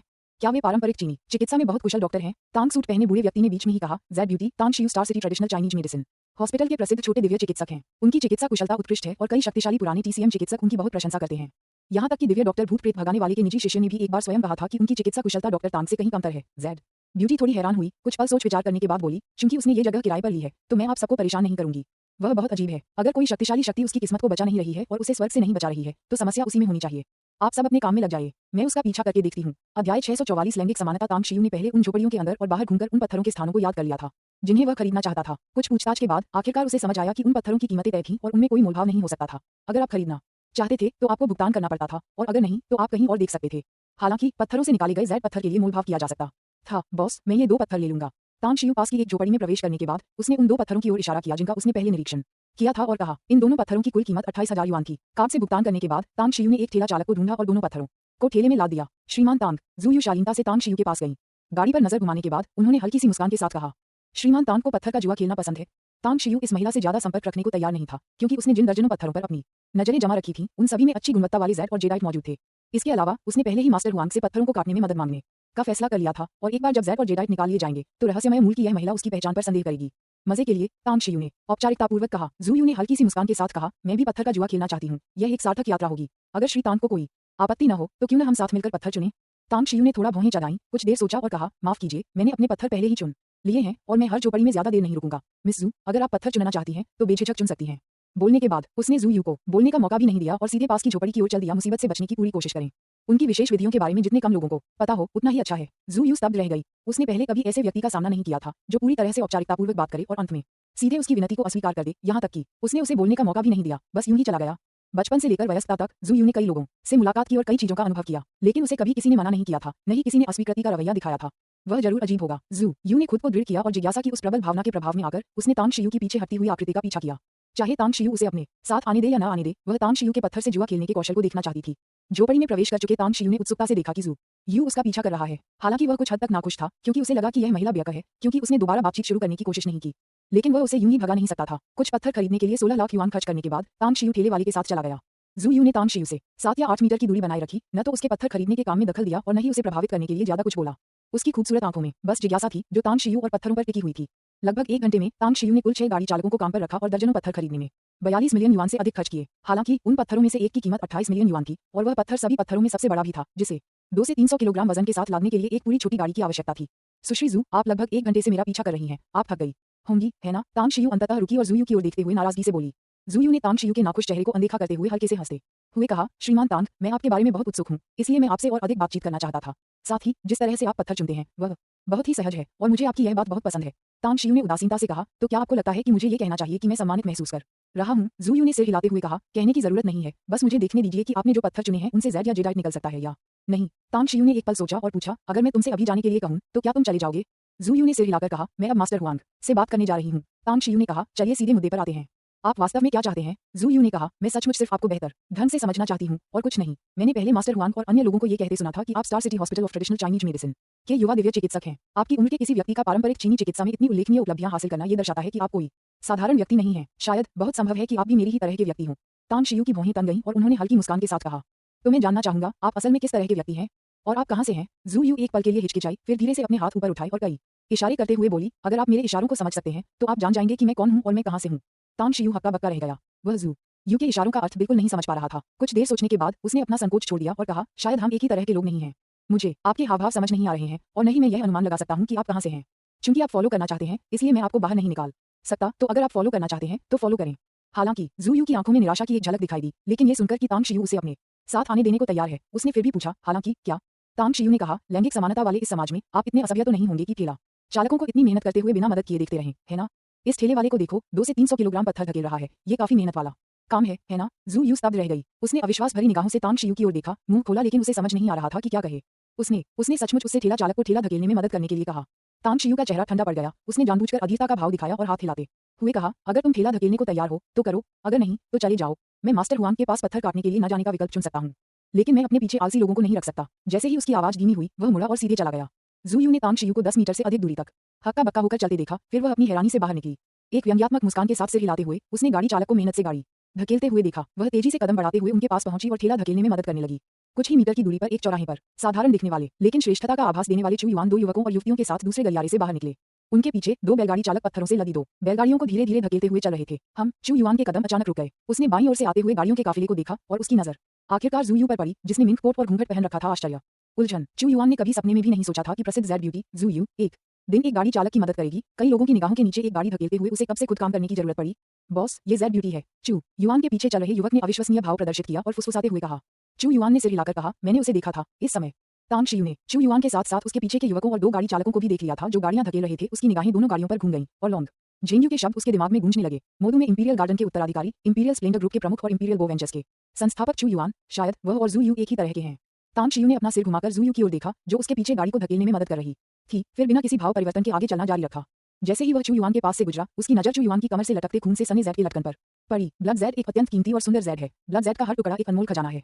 उनके पीछे जूयू ने भी चू युआन को देखा। अपनी भौहें ऊपर उठाने के बाद उसने गाड़ी छोड़ दी और चू युआन के सामने रुक गई। धीरे से बोली, शाही उद्यान के युवा स्वामी को नमस्कार। चू युआन ने हल्की सी मुस्कान बिखेरी, 6 गाड़ियों पर नजर डाली और कहा, जेड ब्यूटी, हमारी मुलाकात को 2 साल हो गए हैं, है ना? मुझे उम्मीद नहीं थी कि मोदू में हमारी आखिरी विदाई के बाद हम यहाँ स्टार सिटी में मिलेंगे। आप यहाँ सिर्फ पत्थरबाजी के लिए तो नहीं आए हैं, है ना? जूयू ने कहा, चू युआन, मुझे लगता है कि आपने गलत समझा है। ये पत्थर मेरे नहीं है। सामने खड़े सज्जन श्री तांग हैं और मैं उनकी मदद कर रहा हूँ। श्रीमान तांग, चू युआन ने आश्चर्यचकित भाव दिखाया और जूयू की निगाहों का पीछा किया। उसकी आंखें तांग शियू की पीठ पर कई बार ठहरी, फिर उसने भौहें चढ़ाकर पूछा, श्रीमान तांग कौन है? जूयू ने आगे की ओर इशारा किया, फिर चलना शुरू किया और कहा, चिकित्सा के क्षेत्र में उनकी उपलब्धियां बहुत गहरी हैं और वे एक बहुत ही दिलचस्प व्यक्ति भी हैं। बहुत दिलचस्प। चू युआन ने थोड़ा भौहें चढ़ाई। उसे सतर्कता का एक गुप्त एहसास हो रहा था। उसके मन में जूयू के बारे में अच्छी धारणा थी। हालांकि शाही उद्यान में हर कोई ये जानता था। हालांकि उसने कभी जूयू का असली चेहरा नहीं देखा था, फिर भी उसका ठंडा और तीखा, फिर भी सूक्ष्म रूप से कोमल और जेड जैसा व्यक्तित्व उसे मोहित कर लेता था। वह एक स्वाभिमानी व्यक्ति था जिसने अपनी वास्तविक क्षमताओं से इंपीरियल गार्डन में सैकड़ों उत्कृष्ट समकक्षों को हराया था और अंततः इंपीरियल गार्डन का पहला उत्तराधिकारी बना था। वह अनगिनत महिलाओं से मिल चुका था, लेकिन केवल जूयू ही उसे आकर्षित कर सकती थी। अब जब उसने देखा कि जूयू किसी दूसरे युवक में दिलचस्पी दिखा रही है तो वह सतर्क होने से खुद को रोक नहीं पाया। क्या आप मुझे उनसे मिलवाने ले चलेंगे? चू युआन ने अनायास ही पूछा, लेकिन उसकी निगाहें पूरी तरह से जूयू की आंखों पर टिकी हुई थीं। उनका मानना था कि आंखें आत्मा की खिड़की होती हैं और वे जूयू की आंखों से और अधिक जानकारी देखना चाहते थे। जूयू एक पल के लिए हिचकिचाई और बोली, श्री तांग का व्यक्तित्व बहुत ही सनकी है। अगर मैं आपको अचानक उनसे मिलवाने ले जाऊं तो मुझे डर है कि वे नाराज हो सकते हैं। दरअसल मैं केवल अपनी बेशर्मी के कारण ही उसका अनुसरण कर पाता हूँ। उन्होंने कहा कि उन्हें आलसी लोगों का अपने पीछे चलना पसंद नहीं है, इसलिए मैं केवल ठेला धकेलने में मदद कर सकता हूँ। चू युआन ने अपनी आंखें से कोड़ लीं। उन्हें महसूस हुआ कि उन्हें श्री तांग में दिलचस्पी हो गई है। एक साधारण युवक जूयू को देखकर भले ही वह उसका चेहरा स्पष्ट रूप से न देख पाए, फिर भी उसकी काया, स्वभाव और खूबसूरत आंखें उसे मोहित कर देंगी। लेकिन वो मिस्टर टैंग, क्या वो नखरे दिखा रहे थे या फिर उन्हें वाकई जूयू में कोई दिलचस्पी नहीं थी? आप कहाँ जा रहे हैं? चू युआन ने पूछा। जूयू ने कहा, मास्टर हुआन के घर। उसने मास्टर हुआन की झोपड़ी किराए पर ली है। अध्याय 645। एक जुआ तांग शियू झोपड़ी में दाखिल हुआ। सोफे पर बैठे मास्टर हुआन और तांग सूट पहने बूढ़े आदमी को यूं ही बातें करते हुए देखा और हल्की मुस्कान के साथ बोला, मास्टर हुआन, मुझे खेद है कि आज मुझे आपको परेशान करना पड़ेगा, मैंने काफी सारे कच्चे पत्थर खरीदे हैं, क्या आप आज दोपहर तक उन सबको काट सकते हैं? मास्टर हुआंग तुरंत खड़े हो गए। तांग शियू के पीछे चल रही 6 खिलाड़ियों को देखा और व्यंग्यात्मक मुस्कान के साथ कहा, अगर मैं आज ओवरटाइम काम नहीं करूंगा तो मैं इन्हें पूरा नहीं कर पाऊंगा। तांग शियू ने कहा, कोई बात नहीं, बस अपना सर्वश्रेष्ठ प्रदर्शन करो। अगर तुम सच में पूरा नहीं कर सकते तो हम कल जारी रखेंगे। मास्टर हुआंग सहमत हो गए और उन्होंने गाड़ी धकेल रहे 6 उस्तादों को इशारा किया कि वे पत्थरों को काटने की मशीन के पास ले जाएं। जैसे ही पत्थर हटाए गए, उनके चेहरे पर सूक्ष्म बदलाव आया, जिससे सम्मान का भाव झलक रहा था, और वे जल्दी से अंदर आ रहे चू युआन और जू यू का अभिवादन करने चले गए। अभिवादन हो शाही उद्यान के युवा स्वामी, अभिवादन हो शाही उद्यान के युवा स्वामी। तांग शैली का सूट पहने बूढ़ा व्यक्ति भी आगे आया और आदरपूर्वक बोला। चू युआन ने हल्की सी मुस्कान के साथ कहा, आप दोनों बड़े बुजुर्गों को इतनी विनम्रता दिखाने की जरूरत नहीं है। मेरी मुलाकात संयोगवश ज़ेड ब्यूटी से हुई और मुझे पता चला कि बूढ़े हुआन की यह झोपड़ी श्रीमान तांग ने किराए पर ली है, इसलिए मैं देखने आया हूँ। श्रीमान तांग, आपसे मिलकर खुशी हुई, तांग शियू ने उदासीनता से कहा। श्री चू, आपसे मिलकर खुशी हुई। चू युआन चौंक गया, उसने तांग शियू की ओर देखा और पूछा, क्या श्रीमान तांग मुझे जानते हैं?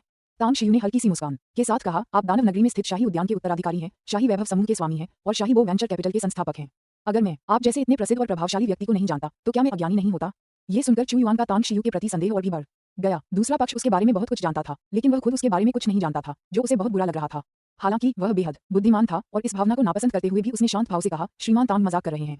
क्या मैं पूछ सकता हूं कि श्रीमान तांग क्या काम करते हैं? तांग शियू ने कहा, मैं तो बस एक छात्रा हूं। चू युआन ने गाड़ियों से उतारे गए पत्थरों की ओर इशारा करते हुए हल्की मुस्कान के साथ कहा, इतने सारे कच्चे पत्थर खरीदने की क्षमता रखने वाला विद्यार्थी शायद काफी दुर्लभ होता है ना? तांग शियू ने उदासीनता से कहा, श्री चू, मेरी पहचान जानने के लिए इधर उधर की बातें करने की जरूरत नहीं है। अगर आप सच में जानना चाहते हैं तो सीधे मुझसे पूछ लीजिए। मैं बहुत ही सरल स्वभाव का व्यक्ति हूं और ज्यादा सोचने में समय बर्बाद नहीं करता। चू युआन ने अपनी भौहें उठाते हुए कहा, चूंकि श्री तांग एक सीधे सादे व्यक्ति हैं, इसलिए मैं भी सीधा जवाब दूंगा। मुझे आपके बारे में जानने की बहुत उत्सुकता है, इसलिए मैं श्री तांग के बारे में जानना चाहता हूँ। शायद भविष्य में हम बहुत अच्छे दोस्त बन जाएं। तांग शियू ने कहा, हम दोस्त बन पाएंगे या नहीं ये तो मुझे नहीं पता, बस आपके आने से मेरे कारोबार पर असर पड़ा है। जिस ज़ेड ब्यूटी का आपने अभी जिक्र किया वह मेरी ठेले धकेलने में मदद कर रही थी, लेकिन आपकी वजह से वह काम में ढिलाई कर रही है। तो श्री चू की दौलत और रुतबे को देखते हुए आपको मुझे मुआवजा देना चाहिए, है ना? चू युआन ने हल्की मुस्कान के साथ पूछा, श्री तांग किस तरह का मुआवजा चाहते हैं? तांग शियू ने कहा, मुझे प्रसन्न करना आसान है। चू युआन ने एक पल सोचा, फिर मुड़कर अपने पीछे खड़ी 2 ठेलागाड़ियों की ओर इशारा करते हुए कहा, चूंकि श्री तांग को पत्थर का जुआ खेलना पसंद है, तो क्यों न मैं श्री तांग को एक कच्चा पत्थर देकर मुआवजा दूं? बोलने के बाद तांग शियू के जवाब का इंतजार किए बिना उसने सीधे अपने हाथ फैलाए और कहा, कृपया। तांग शियू की मुआवजे के बारे में पिछली टिप्पणी पूरी तरह से मजाक थी, लेकिन उन्हें उम्मीद नहीं थी कि चू युआन इसे गंभीरता से लेंगे। वास्तव में उन्होंने पाया कि चू युआन बिल्कुल भी मजाक नहीं कर रहे थे, उनकी आंखें असाधारण रूप से गंभीर थीं। श्री चू उदार हैं, इसलिए मैं इसे विनम्रतापूर्वक स्वीकार करता हूं। तांग शियू के बोलने के बाद वह सीधे पहले ठेले की ओर चल पड़ा। जैसे ही उसकी आध्यात्मिक चेतना जागृत हुई, उसकी उंगलियां लगातार उस पर रखे 7-8 कच्चे पत्थरों को सहलाती रहीं। कुछ क्षण बाद उसकी आंखों में आश्चर्य की झलक दिखाई दी और उसने मुट्ठी भर आकार का एक कच्चा पत्थर उठाया और उसे अपने पत्थरों के ढेर में फेंक दिया। मास्टर हुआंग, कृपया। तांग शियू ने कहा। मास्टर हुआंग ने जल्दी से चू युआन की ओर देखा, सिर हिलाया और मुस्कुराते हुए कहा, मैं अभी शुरू करता हूँ। चू युआन ने हाथ उठाकर कहा, बूढ़े हुआंग, एक पल रुकिए। चूंकि आज हमें यहाँ श्री तांग से मिलने का सौभाग्य प्राप्त हुआ है और हमारी एक जैसी रुचि भी है, तो क्यों न हम जुआ खेलें? तांग शियू ने पूछा, हम जुआ कैसे खेलेंगे? चू युआन मुस्कुराया और बोला, चूंकि तुमने भी काफी सारे कच्चे पत्थर चुने हैं और मैंने भी कुछ चुने हैं, तो क्यों न हम दोनों 3-3 पत्थर चुन लें और मास्टर हुआंग उन्हें तराश दें। हम तुलना करेंगे कि किसके पत्थरों का मूल्य अधिक है। कैसा रहेगा? तांग शियू अचंभित होकर हंस पड़ा, क्या तुम सच में जुआ खेलना चाहते हो? चू युआन ने सीधे कहा, बिल्कुल, और मुझे लगता है कि हमारी शर्त में कुछ दांव पर लगा होना चाहिए। तांग शियू ने बिना किसी झिझक के कहा, तुम ही दांव लगाओ। चू युआन ने जू यू की ओर देखा, मुस्कुराया और कहा, अगर हम दोनों में से कोई भी जीतता है तो हमें ज़ेड ब्यूटी को रात के खाने पर आमंत्रित करने का मौका मिलेगा। ज़ेड ब्यूटी, क्या आप हमें अपनी उपस्थिति से सम्मानित करेंगी? जू यू की असामान्य निगाहें उन दोनों के बीच ठहर गईं। हालांकि उसने चू युआन से ऐसी शर्त लगाने की उम्मीद नहीं की थी, फिर भी वह उसके इरादे समझ गई। वह बस उसके साथ रात का खाना खाने का मौका जीतना चाहता था और साथ ही तांग शियू के खिलाफ एक राउंड जीतना चाहता था। यह मेरे लिए सम्मान की बात होगी। हालांकि तांग शियू की भावनात्मक बुद्धिमत्ता उच्च स्तर की नहीं थी, लेकिन उनकी बुद्धिमत्ता असाधारण थी। चू युआन के इरादों को तुरंत समझते हुए उन्होंने सिर हिलाकर कहा, मैं सहमत हूँ। चू युआन ने और कुछ नहीं कहा, बल्कि कच्चे पत्थरों से भरी अपनी गाड़ी की ओर मुड़ गया। गाड़ी चालक को पत्थर उतारने का निर्देश दिया, 2 मिनट तक बार बार उनका निरीक्षण किया और फिर 3 कच्चे पत्थर चुने। मैं इन तीनों का इस्तेमाल करूंगा। चू युआन ने तांग शियू की ओर देखकर कहा। तांग शियू ने सिर हिलाकर कहा, मेरे पास यहाँ बहुत सारे कच्चे पत्थर हैं। मास्टर हुआंग, कृपया इनमें से कोई भी 3 चुन ले। मास्टर हुआंग चौंक गए, जबकि चू युआन ने भौहें चढ़ा लीं। कोई 3 चुने, उसका इससे क्या मतलब था? क्या वह उसे नीचा दिखा रहा था या वह अपने द्वारा चुने गए कच्चे पत्थरों को लेकर बेहद आश्वस्त था? चू युआन ने मास्टर हुआंग की प्रश्नसूचक निगाह देखी और तुरंत सिर हिला दिया। मास्टर हुआंग ने पत्थरों के ढेर का जायजा लिया, फिर चू युआन द्वारा चुने गए 3 पत्थरों के समान आकार के 3 पत्थर चुने और तांग शियू की ओर देखकर पूछा, दिव्य डॉक्टर तांग, आप इन तीनों के बारे में क्या सोचते हैं? वे ठीक रहेंगे? तांग शियू ने हल्की मुस्कान के साथ कहा। चू युआन का चेहरा अचानक बदल गया। दिव्य डॉक्टर तांग, ये 3 शब्द उसके दिमाग में गूंज उठे। पल भर में उसने जल्दी से अपना फोन निकाला, कुछ जानकारी देखी और उसे पढ़ने के बाद उसके चेहरे पर एक सतर्क भाव आ गया। उसे अचानक थोड़ा पछतावा भी हुआ, क्योंकि आखिरकार उसे तांग शियू की पहचान पता चल गई थी। शिंगचिंग पारंपरिक चीनी चिकित्सा अस्पताल के युवा प्रतिभाशाली डॉक्टर, समृद्ध तांग समूह के पर्दे के पीछे के मुखिया, शाही राजधानी के तांग परिवार द्वारा 6 महीने पहले खोजे गए एक परिवार के सदस्य और तांग परिवार के सबसे होनहार युवा प्रतिभा के धनी, संगीत और चित्रकला में निपुण और चिकित्सा क्षेत्र में अद्वितीय प्रतिभा के धनी। वे बेहद शांत स्वभाव के थे, फिर भी कुछ अप्रत्याशित घटनाओं के कारण उनकी प्रतिष्ठा आसमान छू गई। तांग शियू को नहीं पता था कि चू युआन को उनकी जानकारी बहुत कम समय में मिल गई थी। मास्टर हुआंग के झिझकते चेहरे को देखकर तांग शियू मुस्कुराए और बोले, मास्टर हुआंग, चलिए पहले श्री चू की परीक्षा लेते हैं। चूंकि उन्होंने ये शर्त रखी है तो मैं उनकी परख भी देखना चाहता हूँ। मास्टर हुआंग ने सिर हिलाया। उनके पत्थर काटने के कौशल उत्कृष्ट थे। पहले कच्चे पत्थर को जल्दी से काटकर जेड निकाला गया और पॉलिश करने के बाद एक अंगूठे के आकार का जेड का टुकड़ा निकाला गया। साथ ही 1 दर्जन से अधिक नाखून के आकार के बीच पत्थर भी निकाले गए। बुरा नहीं, तांग शियू प्रशंसा में सिर हिलाते हुए पास खड़ी थी। जू यू शांत भाव से पास खड़ी थी। वह जानती थी कि चू युआन जेड में कुशल था और विशेष रूप से पत्थर के जुए में अच्छा था। शाही उद्यान छोड़ने के बाद चू युआन ने जो पहला भाग्य बनाया वह पत्थर के जुए के माध्यम से था। मास्टर हुआंग ने निकाले गए जेड को एक तरफ रख दिया और दूसरे टुकड़े को तराशना जारी रखा। अफसोस की बात यह थी कि हालांकि दूसरे कच्चे पत्थर से भी हरा रंग निकला, लेकिन वह केवल बिखरे हुए धब्बे थे और उसका कुल मूल्य उस कच्चे पत्थर को खरीदने में खर्च की गई राशि के बराबर भी नहीं था। तीसरा भाग। जब उस्ताद हुआंग ने कच्चे पत्थर के किनारे को काटा तो उसमें से चमकीला हरा जेडाइट स्पष्ट रूप से दिखाई देने लगा। उनकी कुशल कटाई और पॉलिशिंग के बाद मुट्ठी के आकार का जेडाइट शीघ्र ही पूरी तरह से निकाल लिया गया। इस जेडाइट का कुल मूल्य कम से कम 50 मिलियन है। मास्टर हुआंग न केवल पत्थरों को तराशने में कुशल थे, बल्कि जेडाइट के महत्व के बारे में भी उन्हें पर्याप्त जानकारी थी। इसे ट्रे पर रखने के बाद वे आश्चर्यचकित हुए बिना नहीं रह सके। मास्टर हुआंग की बातें सुनकर चू युआन के चेहरे पर मुस्कान आ गई। वह इस परिणाम से काफी संतुष्ट था। उसने जिन 3 कच्चे पत्थरों का चयन किया था उनमें से दूसरे पत्थर से थोड़ी निराशा हुई थी, बाकी दोनों से उसे लाभ मिला था। अगर इन्हें बेचा जाए तो इन दोनों पत्थरों से निकाली गई जेड और जेडाइट की कीमत कम से कम 60 से 70 मिलियन होगी। बूढ़े हुआंग, अब श्रीतांग के पत्थरों को काटने का समय आ गया है ना? मास्टर हुआंग की आंखों में कुछ जटिलता थी। उन्होंने तांग शियू की ओर देखा, जिनके चेहरे पर कोई भाव नहीं बदला था, और पूछा, श्रीमान तांग, क्या मैं अब शुरू करूं? तांग शियू मुस्कुराया और बोला, शुरू करो। मास्टर हुआंग ने सिर हिलाया, कुछ क्षणों के लिए फुटबॉल के आकार के एक कच्चे पत्थर का निरीक्षण किया और फिर उसे काटना शुरू कर दिया। कुछ मिनट बाद लगभग आधा कटा हुआ पत्थर दूधिया सफेद जेड पत्थर के रूप में दिखाई देने लगा। Mutton fat Z. Master Huang का दिल जोर से धड़कने लगा। कुशल पॉलिशिंग और कटिंग के बाद उन्होंने अंत में फल की गुठलियों के आकार के मटन फैट जेड के 2 टुकड़े, साथ ही दर्जनों बीज पत्थर निकाले। इस बार हालांकि जू यू ने आश्चर्यचकित भाव दिखाया। उसकी नजर तांग शियू के शांत चेहरे पर पड़ी और अचानक उसके दिल में एक अजीब सी भावना जाग उठी। उसे स्पष्ट रूप से लगा कि आज का दांव दिलचस्प होता जा रहा है। चू युआन के चेहरे पर कोई भाव नहीं बदला, लेकिन मन ही मन उसे थोड़ी झुंझलाहट हुई। उसने तांग शियू की किस्मत इतनी अच्छी होने की उम्मीद नहीं की थी कि उसे पहले ही पत्थर से भीड़ की चर्बी जैसा जेड मिल गया। हालांकि इसकी कीमत उतनी नहीं थी जितनी उसे मिली थी, लेकिन ये तो सिर्फ पहला टुकड़ा था और अभी 2 और पत्थर तराशने बाकी थे। जारी रखो, तांग शियू ने हल्की मुस्कान के साथ कहा। मास्टर हुआंग ने सिर हिलाया, दूसरा कच्चा पत्थर उठाया और काटना शुरू कर दिया। लाल एक ही कट से मास्टर हुआंग ने कच्चे पत्थर से हल्के लाल निशान निकलते देखे। जैसे ही उन्होंने विभिन्न कोनों से पॉलिश करना और काटना शुरू किया, अंततः चमकदार लाल जेड सभी की आंखों के सामने आ गया। खून से सना हुआ जेड, बेहतरीन किस्म का खून से सना हुआ जेड। मास्टर हुआंग की आवाज थोड़ी कांप रही थी। ये तो सबको पता ही होगा कि रक्त जेड बहुत कीमती होता है और उच्च कोटि का रक्त जेड तो और भी अनमोल खजाना होता है, जिसे पाना बहुत मुश्किल होता है। उदाहरण के लिए चू युआन की कमर पर लटका रक्त जेड का पेंडेंट तो बेहद कीमती था। जू यू ने तांग शियू को हैरानी से देखा। उसने कभी सोचा भी नहीं था कि तांग शियू द्वारा खरीदे गए कच्चे पत्थरों में ब्लड जेड, और वह भी उच्च गुणवत्ता वाला ब्लड जेड मौजूद होगा। कुछ तो गड़बड़ है। जू यू ने तांग शियू के शांत चेहरे को देखा और उसके दिल में एक अजीब सी भावना उमड़ पड़ी। वह जानती थी कि तांग शियू जीत गया है। भले ही तीसरा पत्थर तराशा न गया हो, लेकिन अकेले इस रक्त जेड के टुकड़े का मूल्य चू युआन द्वारा प्राप्त किए गए जेड और जेडाइट के कुल मूल्य से कहीं अधिक था। अध्याय 646 मुर्गी चुराने का असफल प्रयास उल्टा पड़ गया। तीसरा अपडेट, सुझावों की मांग। जू यू के सदमे और भ्रम की तुलना में चू युआन का भाव थोड़ा अस्वाभाविक था। उसे शुरू में जीतने का पूरा भरोसा था। पहला तो यह साबित करने के लिए कि उसकी क्षमता तांग शियू को दबा सकती है, और दूसरा स्वाभाविक रूप से जू यू को रात के खाने पर आमंत्रित करने के लिए। उन्होंने जू यू को लोंगचू रेस्टोरेंट के प्रेसिडेंशियल स्वीट में डिनर के लिए आमंत्रित करने पर भी विचार किया था। हालांकि उसकी मनचाही उम्मीदें धराशायी हो गईं और उसे जू यू को रात के खाने पर आमंत्रित करने का अवसर भी गंवाना पड़ा, जिससे वह नाराज हो गया। मास्टर हुआंग थोड़े उत्साहित थे। आखिरकार ब्लड जेड जैसे दुर्लभ जेड को तराशने में सक्षम होना एक जेड तराशने वाले के रूप में उनके लिए निश्चित रूप से एक सम्मान की बात थी। हालांकि वह ये भी जानता था कि चू युआन और तांग शियू के बीच लगी शर्त का चू युआन के लिए क्या मतलब था। इसका मतलब था कि चू युआन हार गया था। हालांकि भले ही वह कभी शाही उद्यान से आया था, फिर भी उसकी अपनी कुछ बुनियादी सीमाएं थीं। ब्लड जेड को बाहर निकालने के बाद उसने कुछ देर तक उससे खेला और फिर उसे ट्रे पर रख दिया। फिर उसने तीसरा पत्थर दोबारा उठा लिया। बूढ़े हुआंग, इसे काटने की कोई जरूरत नहीं है, मैं हार गया। हालांकि चू युआन नाराज था, फिर भी उसने उदार व्यवहार दिखाया। तांग शियू को सिर हिलाकर अभिवादन करने के बाद उसने मास्टर हुआंग से कहा। तांग शियू ने हल्की सी मुस्कान के साथ कहा, श्री चू, जल्दी करने की कोई जरूरत नहीं है। अगर हमारे बीच कोई शर्त भी नहीं होती तब भी मैं इन पत्थरों को कटवाता। मास्टर हुआंग, जारी रखें। मास्टर हुआंग एक पल के लिए हिचकिचाए, लेकिन फिर भी तांग शियू से सहमत हो गए। पत्थर काटने वाली मशीन से काटे जाने के बाद 2 मिनट के भीतर ही हरा रंग फिर से सबके सामने प्रकट हो गया। इसमें जेड भी है। मास्टर हुआंग स्तब्ध रह गए और आसपास मौजूद दर्शकों के चेहरे पर भी अविश्वसनीय भाव दिखाई दिए। ये ज्ञात होना चाहिए कि तांग शियू के तीनों पत्थर मास्टर हुआंग द्वारा पत्थरों के उस विशाल ढेर में से बेतरतीब ढंग से चुने गए थे। तीनों पत्थरों के अंदर जेड कैसे हो सकता है? क्या ये तांग शियू का भाग्य था, या फिर क्या वह वास्तव में पत्थरों में जेड की मौजूदगी को लेकर आश्वस्त था? तीसरे पत्थर में मौजूद जेड पहले और दूसरे पत्थर जितना अच्छा नहीं था, लेकिन मूल्य के लिहाज से अगर इसे बेचा जाता तो ये कई मिलियन में बिक सकता था। मैं लापरवाह था। चू युआन शायद ही कभी हारता था, क्योंकि अपने सतर्क स्वभाव के कारण वह कुछ भी करने से पहले हमेशा खुद को और अपने प्रतिद्वंद्वी को जान लेता था, जिससे जीत सुनिश्चित होती थी। इस शर्त के परिणाम ने उन्हें यह एहसास दिलाया कि उनकी मानसिकता में कुछ समस्या थी। अगर जेड ब्यूटी न होती तो शायद वह इतनी जल्दबाजी में तांग शियू को शर्त लगाने का प्रस्ताव न देता। एक गहरी सांस लेते हुए चू युआन ने हल्की मुस्कान के साथ कहा, श्री तांग वास्तव में शेंग तांग समूह के बड़े बॉस हैं और राजधानी में तांग परिवार के सबसे उत्कृष्ट शिष्य हैं। पत्थर से जुआ खेलने में उनकी उपलब्धियां वास्तव में असाधारण स्तर तक पहुंच गई हैं। मैं, चू युआन, अपनी हार के प्रति पूर्णतः आश्वस्त हूं। तांग शियू ने अजीबोगरीब ढंग से कहा, श्री चू काफी कुशल हैं। मुझे आपसे इतनी उम्मीद नहीं थी कि आप मेरी पहचान इतनी स्पष्ट रूप से जान लेंगे। चू युआन ने हल्की मुस्कान के साथ कहा, दरअसल मैंने श्री तांग के बारे में बहुत पहले सुना था, लेकिन हमारी मुलाकात अभी हुई है, इसलिए मुझे कुछ समय तक याद नहीं रहा। ऐसा नहीं है कि मैं घमंडी हूं, लेकिन इस दुनिया में ऐसे बहुत कम लोग हैं जो मुझे हरा सकते हैं, लेकिन श्री तांग में वह योग्यता है। तांग शियू ने अपनी भौहें ऊपर उठाई। वह चू युआन के साथ इस अर्थहीन बातचीत को जारी रखने के लिए अनिच्छुक था। अब उसे बस इतना करना था कि उसने जो पत्थर खरीदे थे उन सभी को काटकर नया बना ले। चूंकि दूसरे पक्ष को उसकी पहचान पहले से ही पता थी, इसलिए वह इसे छिपाने के लिए अब तैयार नहीं था। चूंकि वह पहले ही जीत चुका था, इसलिए उसने आग में घी डालने का फैसला किया और शाही उद्यान के भावी उत्तराधिकारी को यह बता दिया कि उससे खिलवाड़ नहीं किया जा सकता।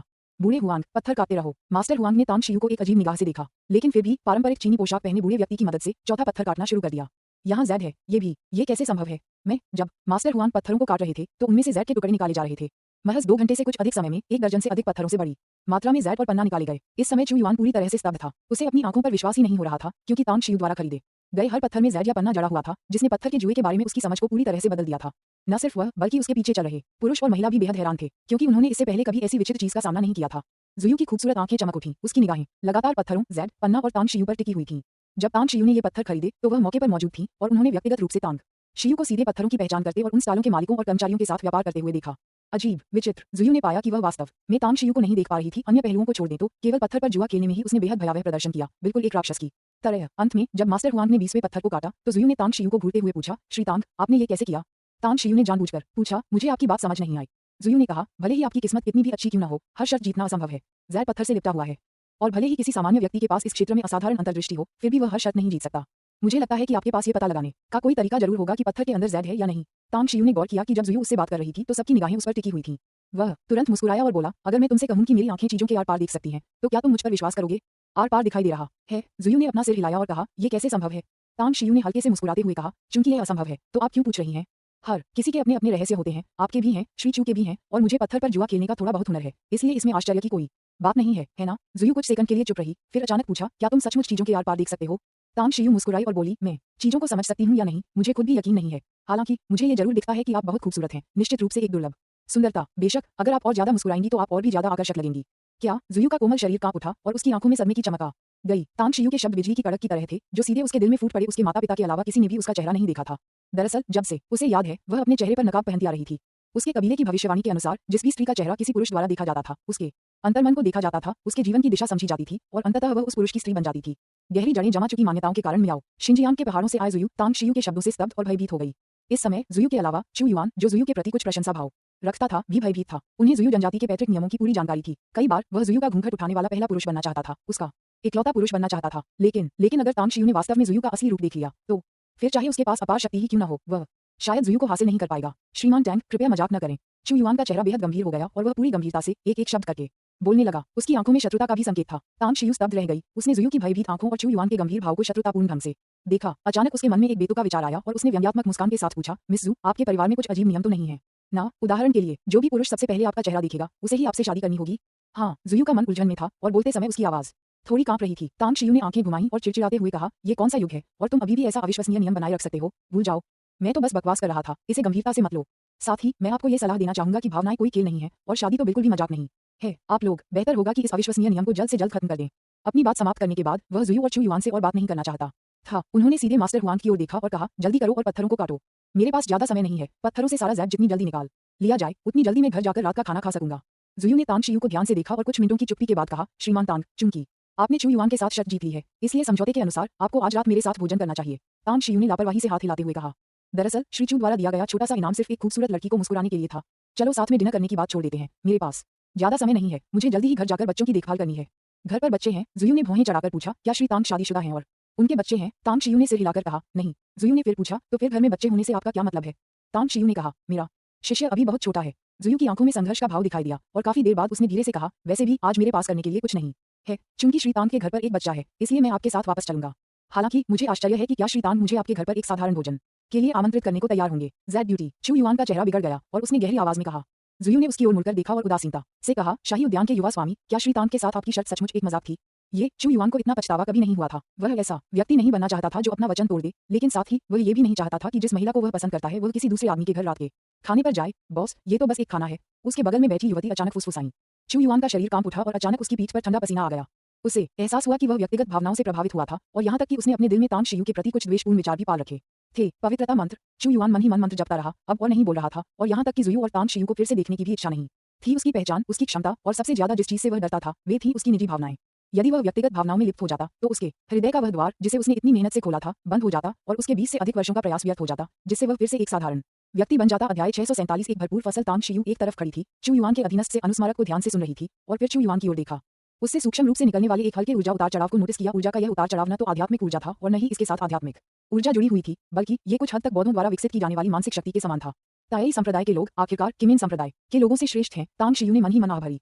उसने अपना सिर घुमाया और देखा कि जूयू अभी भी बिना पलक झपकाए उसे घूर रही थी, जिससे उसे तुरंत सिरदर्द होने लगा। उसे कुछ क्षण पहले अनजाने में बोले गए शब्दों पर पछतावा हुआ। वह महिलाओं को भड़काना नहीं चाहता था, खासकर बेहद खूबसूरत महिलाओं को तो बिल्कुल भी नहीं। उनके विचार में जूयू वंश के सभी लोग कट्टरपंथी थे, जो अपने पूर्वजों द्वारा छोड़े गए नियमों का कड़ाई से पालन करते थे, जो व्यावहारिक रूप से उनकी आने वाली पीढ़ियों की खुशी के साथ खिलवाड़ करने के समान था। क्षमा कीजिए, ये सुविधाजनक नहीं है। तांग शियू के दिमाग में कई विचार उमड़ रहे थे, लेकिन अंत में उसने खुद को दृढ़ किया और इनकार कर दिया। जूयू ने तांग शियू को ध्यान से देखा, फिर अचानक मुस्कुराते हुए कहा, चूंकि यह सुविधाजनक नहीं है तो ऐसा ही सही। मैं स्टार सिटी में ही रहूंगा और तब तक इंतजार करूंगा जब तक श्री तांग को आज की शर्त पूरी करने का समय नहीं मिल जाता।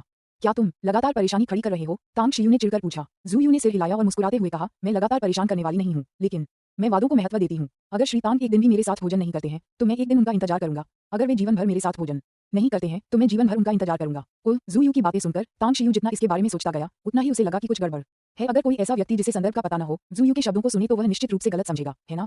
कुछ देर सोचने के बाद तांग शियू ने चुपचाप अपनी आंखें बंद किए हुए चू युआन की ओर देखा और अचानक पूछा, श्री चू, क्या आपके पास कल शाम समय होगा? कैसा रहेगा अगर मैं आपको लोंगचू रेस्टोरेंट के सबसे आलीशान प्रेसिडेंशियल स्वीट में एक ड्रिंक पिलाऊं? चू युआन ने अपनी आंखें दोबारा खोली और उसके पहले के अशांत विचार फिर से शांत हो गए। तांग शियू की बातें सुनकर उसे तांग शियू के इरादे समझ में आ गए और अचानक उसे लगा कि वह अभी थोड़ा तुच्छ व्यवहार कर रहा था।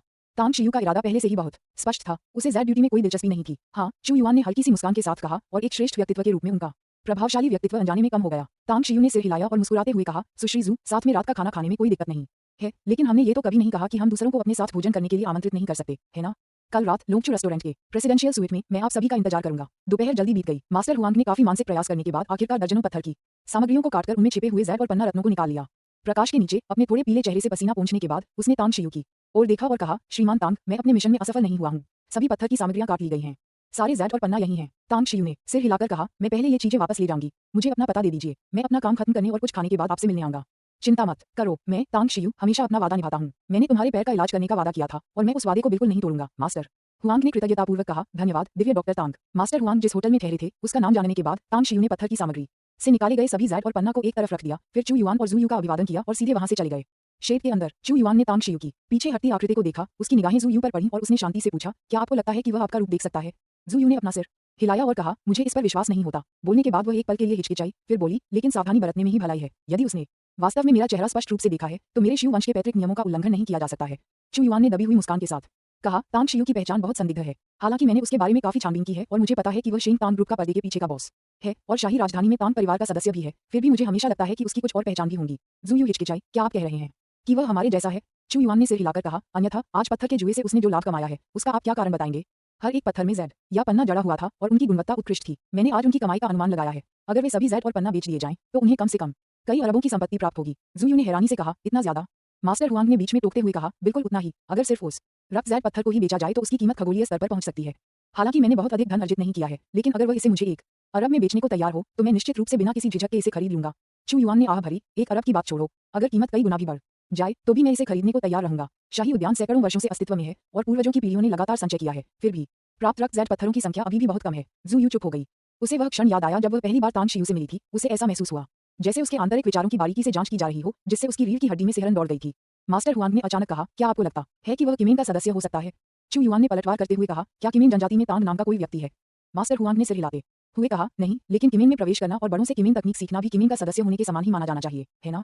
चू युआन ने अपना चेहरा थोड़ा घुमाकर अपने बगल में खड़े युवक से कहा, उसकी जांच के लिए किसी को भेजो। उसकी अन्य पहचानें चाहे जो भी हो, आपको मेरे लिए उनका पता लगाना होगा। जूयू ने अचानक कहा, चू युआन, मैं तुम्हें सलाह देता हूं कि तुम वह निर्णय न लो। वह बहुत ही परेशान करने वाला है। इस दुनिया में बहुत कम लोग ऐसे हैं जिनसे मुझे सावधान रहने की प्रेरणा मिलती है, लेकिन वह मुझे एक हल्की सी आशंका का एहसास कराता है।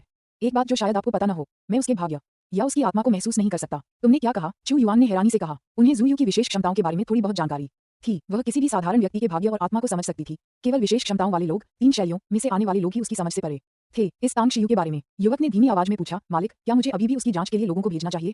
चू युआन एक पल के लिए चुप रहा, फिर कड़वी मुस्कान के साथ बोला, चूंकि ज़ैड ड्यूटी ने ऐसा कहा है, इसलिए फिलहाल हम उसकी जांच नहीं करेंगे। दूसरों द्वारा जांच पड़ताल किया जाना एक वर्जित विषय है। हमें अभी तक उसकी पृष्ठभूमि के बारे में जानकारी नहीं है, इसलिए हम फिलहाल उससे दुश्मनी नहीं मोल ले सकते। प्रदर्शनी केंद्र से निकलने के बाद तांग शियू ने सभी ज़ैड सामग्री और पन्ना को एक एकांत स्थान पर अपनी स्थानिक अंगूठी में रख दिया। जब तक वह घर पहुंचा तब तक शाम के 8 बज चुके थे। अपने माता पिता को तांग शियाओहान और गुयिन नामक 2 बच्चों से बात करते देख उसने उनका अभिवादन किया और फिर जल्दी से ऊपर चला गया। आज उन्हें बड़ी मात्रा में ज़ैड सामग्री प्राप्त हुई थी। यदि कोई अत्यंत महत्वपूर्ण मामला न होता तो वह अब ज़ैड की बोतलों और ज़ैड के बक्सों का एक बैच तैयार करना शुरू कर देता। बेशक उन्हें भूविज्ञान संबंधी सरणियों को स्थापित करने के लिए गठन प्लेटों के एक बैच को परिष्कृत करने की भी आवश्यकता थी। अगले साल जीवलोक द्वीप का पुनर्निर्माण पूरा हो जाएगा और उस समय पूरे जीवलोक द्वीप में एक भव्य संरचना स्थापित करने के लिए आवश्यक संरचनाओं की संख्या बहुत अधिक होगी। आज उन्हें जो ज़ैड सामग्री प्राप्त होगी वह भी पर्याप्त नहीं होगी। स्नान करने और कपड़े बदलने के बाद वह फिर से नीचे आया और सू लिंग्यू रसोई से बाहर निकली, तांग शियू को मुस्कुराते हुए देखकर बोली, तुम्हारा खाना पहले से ही गर्म है, पहले खा लो। ठीक है। तांग शियू ने हल्की सी मुस्कान बिखेरी और सू लिंगियो के पीछे पीछे भोजन कक्ष में चली गई। सू लिंगियो ने उत्सुकता से पूछा, शियू तुम आज दोपहर कहाँ गई थी? चेन जिजोंग आज हमारे घर आया था, और जब उसने देखा कि आप घर पर नहीं है तो वह अपना सामान वहीं छोड़कर चला गया। तांग शियू क्षण भर के लिए स्तब्ध रह गई, उसे समझ नहीं आ रहा था कि चेन जिजोंग क्यों आया है। अगर उसे उससे कुछ कहना होता तो वह उसे फोन कर सकता था। कुछ देर सोचने के बाद उसने अपना फोन निकाला और चेन जिजोंग का नंबर डायल किया। मास्टर, फोन से चेन जिजोंग की आवाज आई। तांग शियू ने पूछा, मैंने सुना है कि आप आज दोपहर मेरे घर आए थे, क्या कुछ गड़बड़ है? चेन जिजोंग ने कहा, गुरुजी, मुझे आज सुबह ही 1000 साल पुराना जंगली जिनसिंग मिला है और मैं इसे आपको देने गया था, लेकिन आप घर पर नहीं थे और एक और बात है। धन्यवाद स्वामी जी, शाही राजधानी में। तांग शियू ने मुस्कुराते हुए उसे बीच में ही रोक दिया और कहा, ठीक है, मैं समझ गई कि तुम्हारा क्या मतलब है। आपका पुत्र मेरा पोता शिष्य है, इसलिए उसके मामले स्वाभाविक रूप से मेरे मामले हैं। अब से मेरे साथ इन सभी बातों पर ध्यान मत देना। वैसे मुझे आपसे एक सवाल पूछना है, आप ज़ैड पत्थर के बारे में कितना जानते हैं? चेन जिजोंग 2 बार हंसे, फिर बोले, मुझे थोड़ा बहुत पता है गुरुजी। आप जानते हैं कि हम जैसे धनी लोग अच्छे ज़ैड पत्थर इकट्ठा करना पसंद करते हैं। मैंने एक बार ज़ैड के एक कुशल कारीगर से थोड़ा बहुत सीखा था। वैसे स्वामी जी, क्या आपको ज़ैड की आवश्यकता है? मेरे घर में अभी भी अच्छी गुणवत्ता वाली मटन फैट ज़ैड और हेतियान ज़ैड के कुछ टुकड़े मौजूद हैं। तांग शियू ने कहा, अभी इन कुछ टुकड़ों को अपने पास रखो, ये बाद में तुम्हारे काम आएंगे। मैं आपसे ये पूछना चाहता हूँ कि क्या आप ज़ैड के व्यापार में रुचि रखते हैं? चेन जिजोंग ने हैरानी से पूछा, जड़ का कारोबार कर रहे हो? आपकी क्या योजना है गुरुजी? तांग शियू ने कहा, मुझे बड़ी मात्रा में ज़ैड की आवश्यकता है और गुणवत्ता जितनी अधिक होगी मुझे उतनी ही अधिक आवश्यकता होगी। यदि आप ज़ैड के व्यवसाय में उतरने के इच्छुक हैं तो पैसे की कोई समस्या नहीं होगी। मैं आप में कुछ धनराशि निवेश कर सकता हूँ और फिर ज़ैड प्राप्त करना आसान हो जाएगा। चेन जिजोंग ने कड़वी मुस्कान के साथ कहा, गुरुजी, मैं फिलहाल इच्छुक तो हूँ लेकिन असमर्थ हूँ। बाय डे फार्मास्यूटिकल के व्यवसाय को बनाए रखने के लिए आवश्यक कार्यशील पूंजी के अलावा मेरा बाकी सारा पैसा न्यू सिटी में निवेश किया गया है। तो तांग शियू ने कहा, मैं पहले आपको 5 अरब दे सकता हूँ। चेन जिजोंग कुछ सेकंड के लिए चुप रहे, फिर गंभीरता से बोले, गुरुजी, तो मैं कोशिश करने को तैयार हूँ। तांग शियू ने हल्की सी मुस्कान दिखाई, सिर हिलाया और कहा, चूंकि आप कोशिश करने को तैयार हैं तो मैं कल आपके खाते में पैसे ट्रांसफर कर दूंगा। याद रखिए, मुझे आपसे बहुत सारा पैसा कमाने की उम्मीद नहीं है, मुझे बस आपसे बड़ी मात्रा में कीमती ज़ैड पत्थर प्राप्त करने की आवश्यकता है। इसके अलावा मैं एक और बात का जिक्र करना चाहूंगा, लॉन्चिंग में आपकी बायडे फार्मास्यूटिकल के प्रभारी व्यक्ति को थोड़ी समस्या है और शायद अन्य शहरों में आपके व्यवसाय के प्रभारी लोगों को भी कुछ समस्याएं हैं। आपको स्वयं इसकी पूरी तरह से जांच करनी चाहिए। चेन जिजोंग मन ही मन चौंक गया और उसने तुरंत पूछा, गुरुजी, आपने क्या खोजा? तांग शियू ने कहा, कोई तुम्हारी पीठ पीछे कीमती औषधीय जड़ी बूटियां बेच रहा है। चेन जिजोंग के चेहरे का भाव एकदम बदल गया और उसने गहरी आवाज में कहा, गुरुजी, मैं समझ गया, मैं इस मामले की पूरी तरह से जांच करूंगा और इसे सुलझाऊंगा। अच्छा। तांग शियू ने सहमति जताते हुए सीधे फोन काट दिया। अध्याय 648 कार्रवाई करना। रात के खाने के बाद तांग शियू तुरंत मास्टर हुआंग के होटल नहीं गए। इसके बजाय वे हेजी के पुराने जिले में एक छोटे से गेस्ट हाउस में चले गए। मो अवू बान रेस्टोरेंट के 10 विशेषज्ञों के साथ पहले ही स्टार सिटी पहुंच चुके थे और इस छोटे से गेस्ट हाउस में ठहरे हुए थे। मो अवू को देखने के बाद तांग शियू ने कहा, अवू, तुमने बहुत मेहनत की है। उसने गौर किया कि कभी हट्टा कट्टा दिखने वाला वह आदमी अब और भी अधिक मजबूत हो गया था, मानो लोहे का एक मीनार हो। उसके तराशे हुए चेहरे पर मुस्कान थी, लेकिन उसकी हर हरकत से एक उस्ताद का आभास झलक रहा था। जब मो अवू ने तांग शियू को दोबारा देखा तो उसकी आंखों में उत्साह की चमक आ गई। उसने आदरपूर्वक झुककर कहा, स्वामी की सेवा करना मेरे लिए सम्मान की बात है, इसमें कोई कठिनाई नहीं है। तांग शियू मुस्कुराया और बोला, आप सब आज रात यहीं रुकेंगे, कल मैं आप सबके लिए एक घर ढूंढ लूंगा जो आपका कार्यक्षेत्र होगा। अब से आप सब मेरे साथ काम करेंगे और बाकी सब कार्यक्षेत्र में रहकर हर समय मेरे आदेशों का इंतजार करेंगे। जी सर। मो अवू और बान रेस्टोरेंट के 10 विशेषज्ञों ने आदरपूर्वक उत्तर दिया। तांग शियू वहां ज्यादा देर नहीं रुका। मो अवू के साथ निकलने के बाद वह जल्दी से उस होटल की ओर बढ़ा जहां मास्टर हुआंग ठहरे हुए थे। उसे आश्चर्य हुआ कि मास्टर हुआंग के अलावा जुयू और चू युआन भी होटल में उसका इंतजार कर रहे थे। श्रीमान तांग, हमने युवा दिव्य चिकित्सक के रूप में आपकी ख्याति सुनी है और हमें पता चला है कि आज रात आप एल्डर हुआंग के पैर का इलाज करेंगे, इसलिए हम आपके उत्कृष्ट चिकित्सा कौशल को देखने आए हैं। आपको कोई आपत्ति तो नहीं होगी? चू युआन ने मुस्कुराते हुए कहा। कहावत है ना, मुस्कुराते हुए चेहरे पर मुक्का नहीं मारना चाहिए। हालांकि तांग शियू इस बात से नाराज था कि वे दोनों लगातार उसके पीछे पीछे चिपके हुए थे, लेकिन वह उन्हें बेवजह नाराज नहीं करना चाहता था। ठंडी प्रतिक्रिया मिलने के बाद उसने अपने साथ रखी चांदी की सुइयां निकाली और कहा, चूंकि तुम दोनों आ गए हो तो तुम वास्तव में मददगार हो सकते हो। जाओ, गर्म पानी का एक बेसिन ले आओ, जितना गर्म हो उतना अच्छा, साथ ही 2 साफ सफेद तौलिए भी ले आओ। चू युआन थोड़ा असहाय महसूस कर रहा था। उसकी उच्च प्रतिष्ठा को देखते हुए तांग शियू अब उसके साथ एक नौकर जैसा व्यवहार कर रहा था। उसने जल्दी से जुयू की ओर देखा जो उदासीन लग रही थी और फिर एक बनावटी मुस्कान के साथ बोला, मैं अब चलता हूँ। तांग शियू ने सिर हिलाया, मास्टर हुआन को बैठने का इशारा किया, फिर अपनी पतलून का पांव ऊपर किया। उन्होंने मास्टर हुआन के घुटने के जोड़ को चुटकी से पकड़ा और उनके बाएं पैर पर स्थित हियोकान, यिंगवान, दुबी और जुसांगली एक्यू पॉइंट्स की धीरे धीरे मालिश की। उसी समय अव्यवस्थित ऊर्जा की हल्की हल्की धाराएं उसकी उंगलियों से होकर गुजरी और चारों एक्यू पॉइंट्स पर रगड़ खाने लगी। तुमने बहुत कष्ट झेला है ना? तांग शियू ने ऊपर देखते हुए उदासीनता से पूछा। मास्टर हुआंग ने व्यंग्यात्मक मुस्कान दी। जी हाँ, वर्षों से जब भी बादल छाए होते हैं या बारिश होती है मेरे घुटने में बहुत दर्द होता है। Time Zhu said, I'm not talking about cloudy or rainy days, but why your knee was injured in the first place. You have several knife scars and brand marks on this leg, and there are cuts near the Achilles tendon, but the tendon itself wasn't damaged. You must have been tortured during an interrogation, right? Master Hu Wang's expression froze. He said in disbelief, you can tell I was tortured just from the scars on my leg. Tang Zhu smiled faintly. You also have scars on your neck and between your eyebrows, so I deduced that you probably have many scars on your upper body as well. Master Hu Wang's face relaxed upon hearing this, and he said with a wry smile, indeed, I was tortured back then. It was a terrible ordeal. I was just a hair's breadth away from losing my life there. Thankfully, my companions arrived in time, otherwise all the tendons in my limbs would have been severed. Tang Zhu nodded silently. At the door, as Chu Yuan stepped out of the room, his expression subtly changed. His gaze fixed on Mo Awu, who was standing outside the door, and a chill suddenly ran down his spine. In an instant, he shifted his feet, creating some distance between himself and Mo Awu. His upbringing had given him an extremely strong sense of danger. He felt a deep threat from Mo Awu, as if a terrifying beast was lurking beside him, watching him. Who are you? Chu Yuan asked, looking at Mo Awu warily after a few seconds of silence. Mo Awu's face was devoid of emotion. He said, "My boss, Tang Zhu." Chu Yuan's brow furrowed slightly, although he had a faint guess in his heart, hearing Mo Awu's words still secretly shocked him. He was a martial arts master, 10 or 8 ordinary strong young men were no match for him. Moreover, he also possessed esoteric arts. Once he used them, even 3 or 5 martial arts grandmasters could be easily dealt with. However, he realized that Mo Awu was definitely not comparable to those so-called martial arts grandmasters. If he didn't possess esoteric arts, he might have stepped beyond martial arts and reached a higher level. Tang Zhu is truly blessed, Chu Yuan said slowly, then turned and quickly left. As Chu Yuan brought hot water and 2 clean white towels, Tang Zhu stopped massaging the leg. As he withdrew the silver needles, he inserted them one by one into Master Hu Wang's left leg. Then, he pulled a scalpel from his pocket, disinfected it with the alcohol swabs he had brought, and directly cut open the muscle of Master Hu Wang's knee. It doesn't hurt. Master Hu Wang was shocked. He hadn't expected Tang Zhu to use a knife. Even if he did, he never imagined Tang Zhu wouldn't give him anesthesia. He had expected intense pain, but as the knife cut through the muscle, there was no sensation of pain at all. Tang Xiu ने समझाया, मैंने तुम्हारी नसों को चांदी की सुइयों से अवरुद्ध कर दिया है. अगर मैं अभी तुम्हारा पैर घुटने से काट भी दूं, तो भी तुम्हें कोई दर्द महसूस नहीं होगा. मास्टर हुआंग को अचानक बात समझ आ गई, और उनकी निगाहें अब तांग शियू की ओर श्रद्धा से भरी हुई थीं. तांग शियू का घाव बड़ा नहीं था, लेकिन गहरा था. मास्टर हुआंग चाकू की नोक को हड्डी को छूते हुए भी महसूस कर सकते थे. ये सब करने के बाद तांग शियू ने फिर से अपनी जेब से एक छोटी चीनी मिट्टी की बोतल निकाली, उसमें से शरीर को तरोताजा करने वाली दवा की एक बूंद निकाली और उसे उसमें डाल दिया. फिर एक सुई और धागा निकालकर उसे सिल दिया. घाव पर टांके लगाने के बाद तांग शियू ने सीधे मास्टर हुआंग से कहा, गर्म पानी के कुंड में घुटने टेककर 2 मिनट तक उसमें बैठें. मास्टर हुआंग ने उबलते हुए गर्म पानी को देखा, जो स्पष्ट रूप से बहुत गर्म था, और हिचकिचाते हुए पूछा, दिव्य चिकित्सक तांग, मेरे घाव पर अभी अभी टांके लगे हैं. अगर मैं अब टांके वाले घाव को गर्म पानी में डालूं, तो क्या? तांग शियू ने बीच में ही टोकते हुए कहा, ऐसा नहीं होगा. ये सुनकर मास्टर हुआंग ने केवल एक व्यंग्यात्मक मुस्कान दी और गर्म पानी में घुटने टेक दिए. उन्हें जरा भी दर्द नहीं हुआ, बल्कि उनके घुटने के जोड़ में ठंडक का एहसास फैल गया. इससे उसकी आंखें चौड़ी हो गईं और उनमें सदमे का भाव उभर आया. ठंडक के बाद झुंझुनी सी महसूस हुई, फिर गर्माहट. ये तीनों संवेदनाएं चक्र की तरह आपस में घुल-मिल गईं और धीरे-धीरे एक अनोखी अनुभूति में विलीन हो गईं. Ring ring ring. इसी क्षण उसका फोन बज उठा. तांग शियू ने अपना फोन निकाला, कॉलर आईडी देखी और पाया कि यह कांग शिया का नंबर था. उसने फोन उठाया और पूछा, क्या बात है? कांग शिया ने बताया, दाग हटाने वाली क्रीम के प्रबंधक हे डोंग आधे घंटे पहले घर पर आराम कर रहे थे, तभी अचानक कोई उनसे मिलने आ गया. उन्होंने धमकी और प्रलोभन देकर दाग हटाने वाली क्रीम का फॉर्मूला हासिल करने की कोशिश की.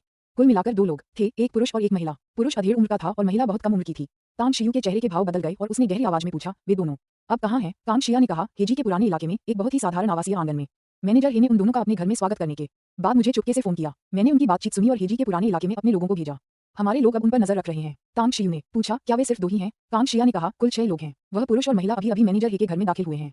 मैनेजर हे के घर के नीचे आवासीय भवन में और परिसर के बाहर 2 और लोग हैं. अब वे सभी हेजी के पुराने जिले में स्थित उस आवासीय आंगन में हैं. तांग शियू ने भारी स्वर में कहा, मुझे पूरा पता भेजो, मैं तुरंत लोगों को भेज दूंगा. मैं स्वयं भी तुरंत वहां जा रहा हूं. ठीक है, कांग शिया ने जवाब दिया और फोन काट दिया. कांग शिया का संदेश मिलते ही तांग शियू ने तुरंत बाहर से मो आवू को फोन किया और गंभीर स्वर में कहा, ये पता याद रखना और तुरंत लोगों को वहां जाने के लिए सूचित करना. याद रखना, अंदर से किसी को भी भागने नहीं देना है. साथ ही हमारे लोग आसपास ही हैं, इसलिए उनसे टकराव मत करना. जी सर.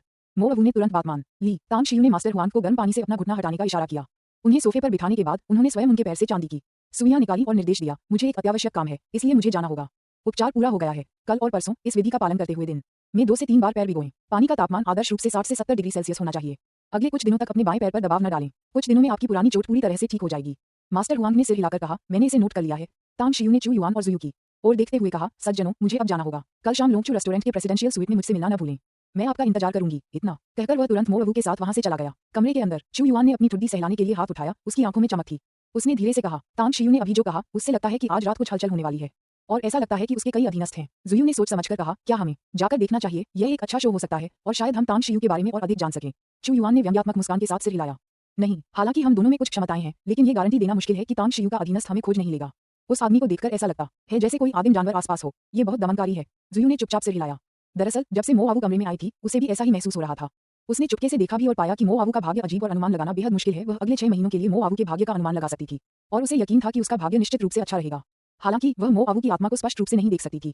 वह इसे देख नहीं सकती थी, लेकिन वह इसे महसूस कर सकती थी. बहुत मजबूत. चू युआन खिड़की तक गया. कुछ मिनट चुपचाप खड़ा रहा. तांग शियू और मो आवू को जल्दी से बाहर एक कार में बैठते और बहुत तेज गति से जाते हुए देखता रहा. वह अचानक मुड़ा और मुस्कुराया. मुझे वाकई तांग शियू में दिलचस्पी हो गई है. अब से जीवन इतना अकेला नहीं होगा. जुयू ने कहा, वह बहुत रहस्यमय है और मुझे भी उसमें बहुत दिलचस्पी है. ये सुनकर चू युआन के चेहरे की मुस्कान पल भर में जम गई.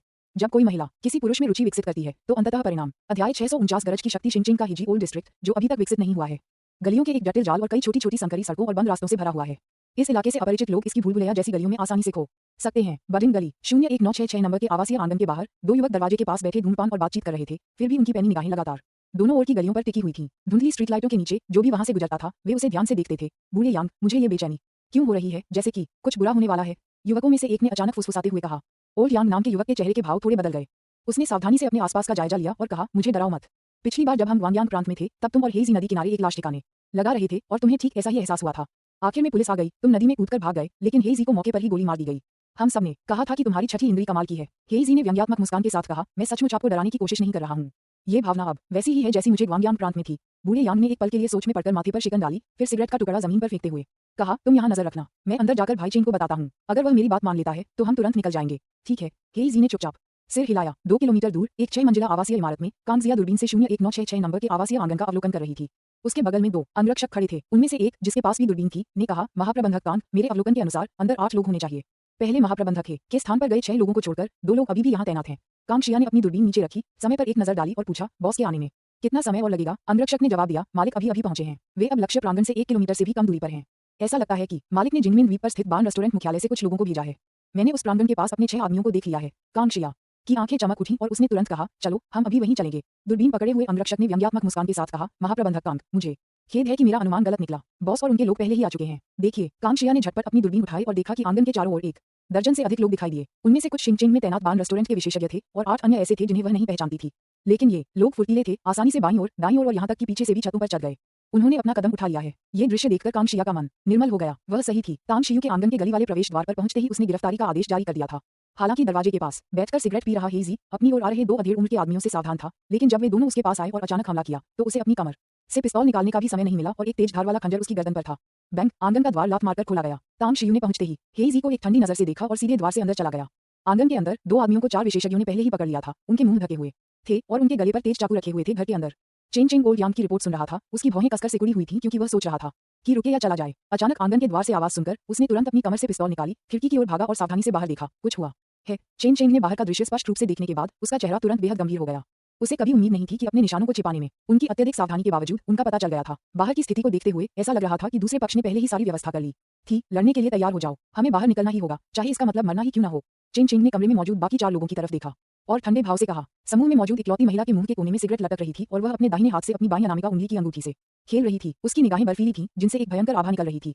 उसने पहले भी अनगिनत हत्याएं की थीं और हालांकि वह हत्यारी नहीं थी, फिर भी वह मानती थी कि वह उनमें से कहीं से कहीं अधिक शक्तिशाली है। दूसरा पक्ष शेंग तांग समूह से हो सकता है। मुझे नहीं पता उनकी सुरक्षा कितनी कड़ी है, लेकिन मुझे लगता है कि वे ज्यादा लोग नहीं भेजेंगे, वरना बहुत हंगामा मच जाएगा।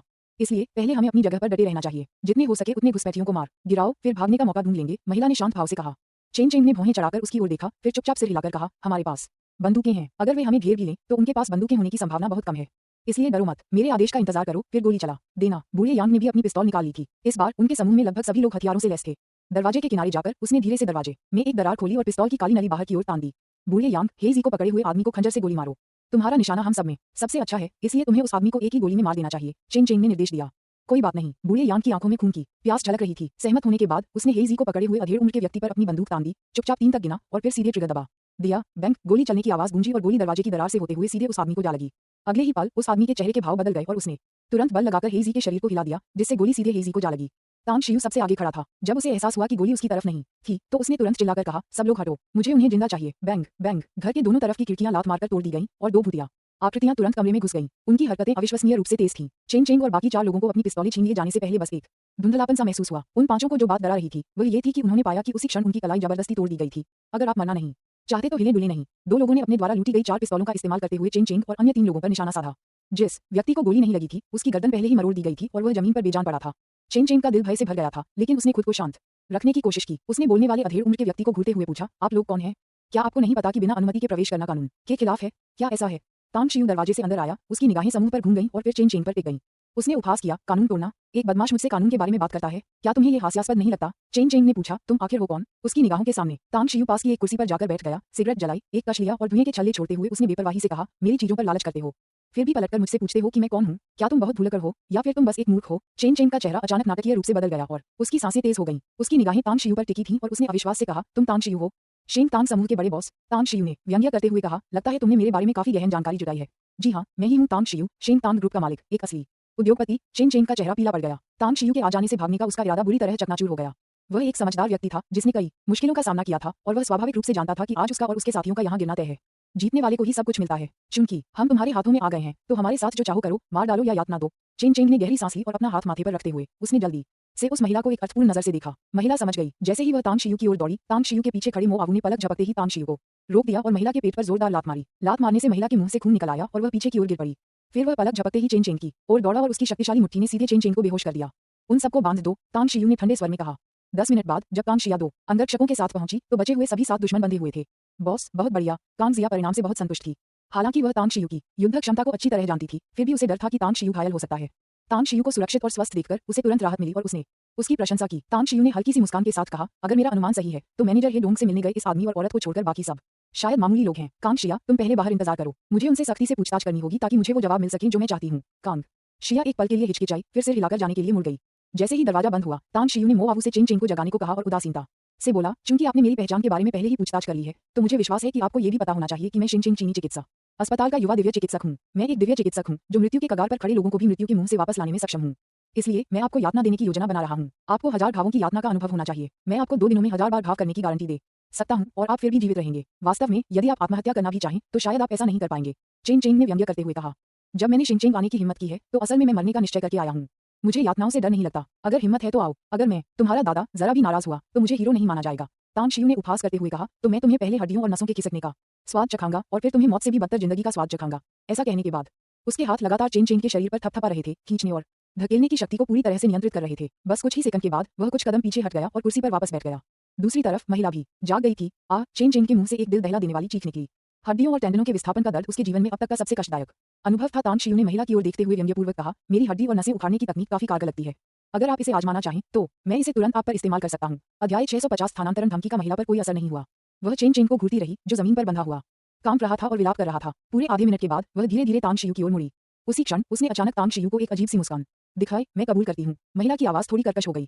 तांग शियू ने भौहें चढ़ाईं। उसे स्पष्ट रूप से महसूस हुआ कि कुछ गड़बड़ है। इससे पहले कि वह समझ पाता कि क्यों, मो आवू आगे बढ़ गया और महिला के गाल को अपनी उंगलियों से चुटकी काटकर उसका मुंह खुलवा दिया। जैसे ही महिला के मुंह से एक दुर्गंधयुक्त मछली जैसी गंध निकली, मो आवू का चेहरा एकदम बदल गया।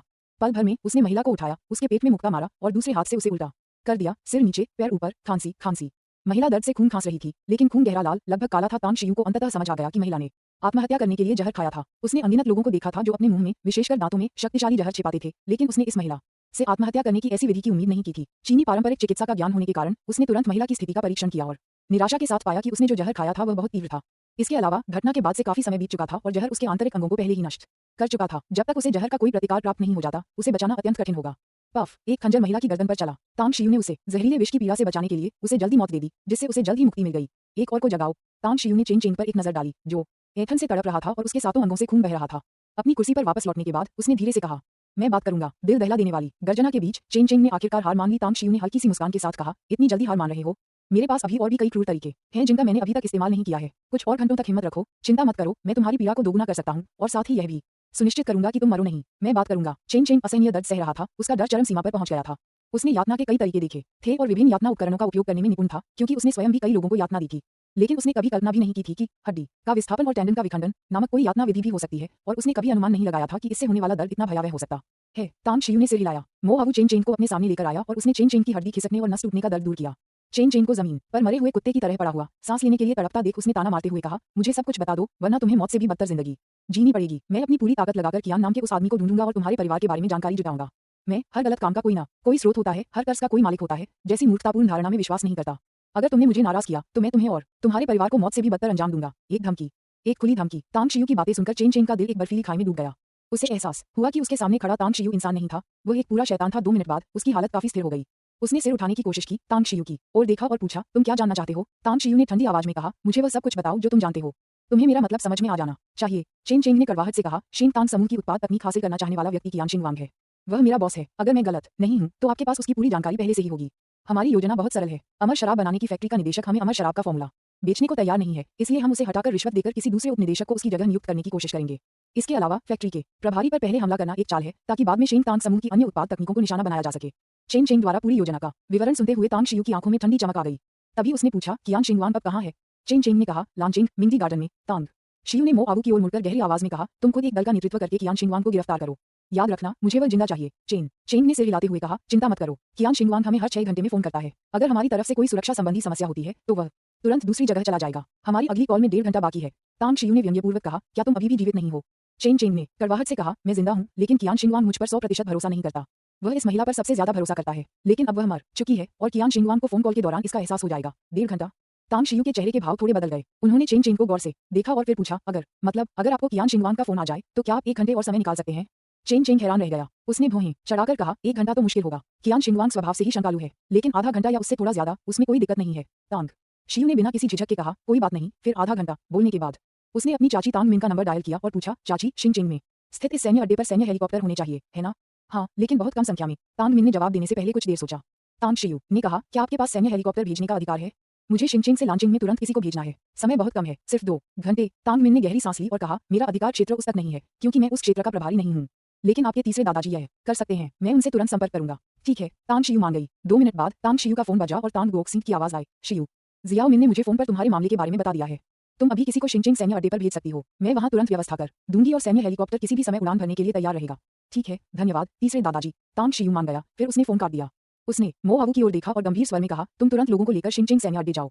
वहां एक सैन्य हेलीकॉप्टर इंतजार कर रहा होगा। याद रखना, तुम्हें 2 घंटे के भीतर अपने गंतव्य तक पहुंचकर कियान नाम के उस व्यक्ति को पकड़ना है। हाँ। मो अवू ने सम्मानपूर्वक सहमति व्यक्त की और तुरंत 100 फीस्ट रेस्टोरेंट के कुछ विशेषज्ञों को जाने के लिए बुलाया। चेंग उठ बैठा था। उसने फोन पर और मो अवू से तांग शियू की कही हर बात साफ साफ सुन ली थी। उन बातों ने उसके दिल में गहरा सदमा पहुंचा दिया। उसने कभी सपने में भी नहीं सोचा था कि तांग शियू सिर्फ एक फोन कॉल से शिंगचिंग छावनी से एक सैन्य हेलीकॉप्टर मंगवा सकता है। 1 घंटे बाद तांग शियू और कांगजिया ड्रैगन शेफ रेस्टोरेंट में दिखाई दिए। 100 फीस्ट रेस्टोरेंट के 6 विशेषज्ञों के अलावा जो उनके पीछे आए थे, शेंग तांग ग्रुप के सुरक्षा गार्ड सीधे चले गए।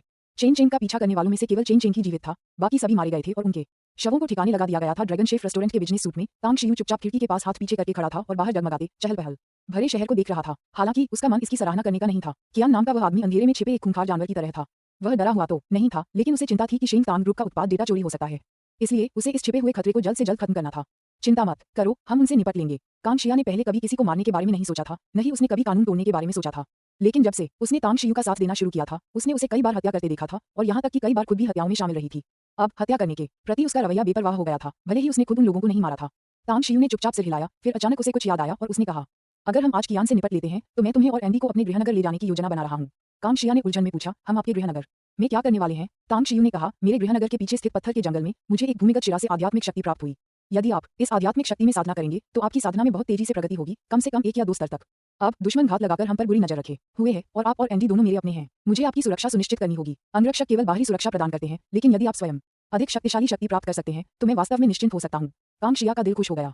उसने धीरे से हाथ बढ़ाकर तांग शियू का हाथ पकड़ लिया और बोली, मैं समझ गई, अपने पैतृक शहर जा रही हो। क्या मैं तुम्हारे लिए कुछ उपहार तैयार कर लूं? क्या दादी अभी भी तुम्हारे पैतृक शहर में नहीं है? तांग शियू ने सिर हिलाया और मुस्कुराते हुए कहा, उपहार तैयार करने की कोई जरूरत नहीं है। शिंगचिंग में मेरा एक बहुत जरूरी काम है, इसलिए मैं सू परिवार के गांव वापस जाने की योजना नहीं बना रहा हूँ। जब हम लौटेंगे तो मैं तुम्हें सीधे पर्वतीय वन में साधना के लिए ले जाऊंगा। साधना पूरी होने के बाद मैं तुम्हें सीधे वापस ले आऊंगा। कांग शिया ने पूछा, हमें साधना करने में कितना समय लगेगा? मुझे कंपनी के मामलों को पहले से व्यवस्थित करना होगा। तांग शियू ने कुछ देर सोचा और फिर कहा, 4 दिन, मुझे लगता है। Launching मिंगदी garden. कियान शिंगवांग ने फोन काट दिया। उसकी आंखों में एक सतर्क भाव था। जब से उसने चेंग और दूसरों को बाहर भेजा था, ये पहली बार था जब उसकी सबसे भरोसेमंद महिला ने कॉल मिस की थी। चेंग ने कहा कि वह नहा रही थी, जिससे वह कुछ अनिश्चित और आश्चर्यचकित हो गया, क्योंकि वह जानती थी कि वह आमतौर पर किस समय फोन करता है और इस समय नहाना उसकी आदत नहीं थी। क्या कुछ गड़बड़ हो सकती है? कियान शिंगवांग ने कुछ देर सोचा, फिर अचानक फैसला किया। उसने अपने पीछे खड़े 2 लोगों की ओर मुड़कर गहरी आवाज में कहा, चलो यहाँ से चलते हैं। तुम दोनों बगल वाले घर में जाकर वहाँ के निवासियों को काबू में करने का कोई तरीका ढूंढो। हाँ। दोनों अधेड़ उम्र के आदमी मान गए और तुरंत चले गए। कुछ मिनट बाद जब उनमें से एक लौटा तो उसने कहा, बॉस, बगल वाले 3 लोगों के परिवार को हमने अपने नियंत्रण में ले लिया है। हम कियान शिंगवांग सहमत हो गया, फिर तुरंत कमरे से बाहर निकलकर पड़ोसी के घर चला गया। तीनों परिवार को बेहोश और बंधा हुआ देखकर उसने कहा, हमारे लोगों को इस आवासीय भवन के आसपास की गतिविधियों पर कड़ी नजर रखने के लिए सूचित करें। अगर कोई अजनबी पास आता है तो उसे तुरंत मुझे सूचित करना होगा।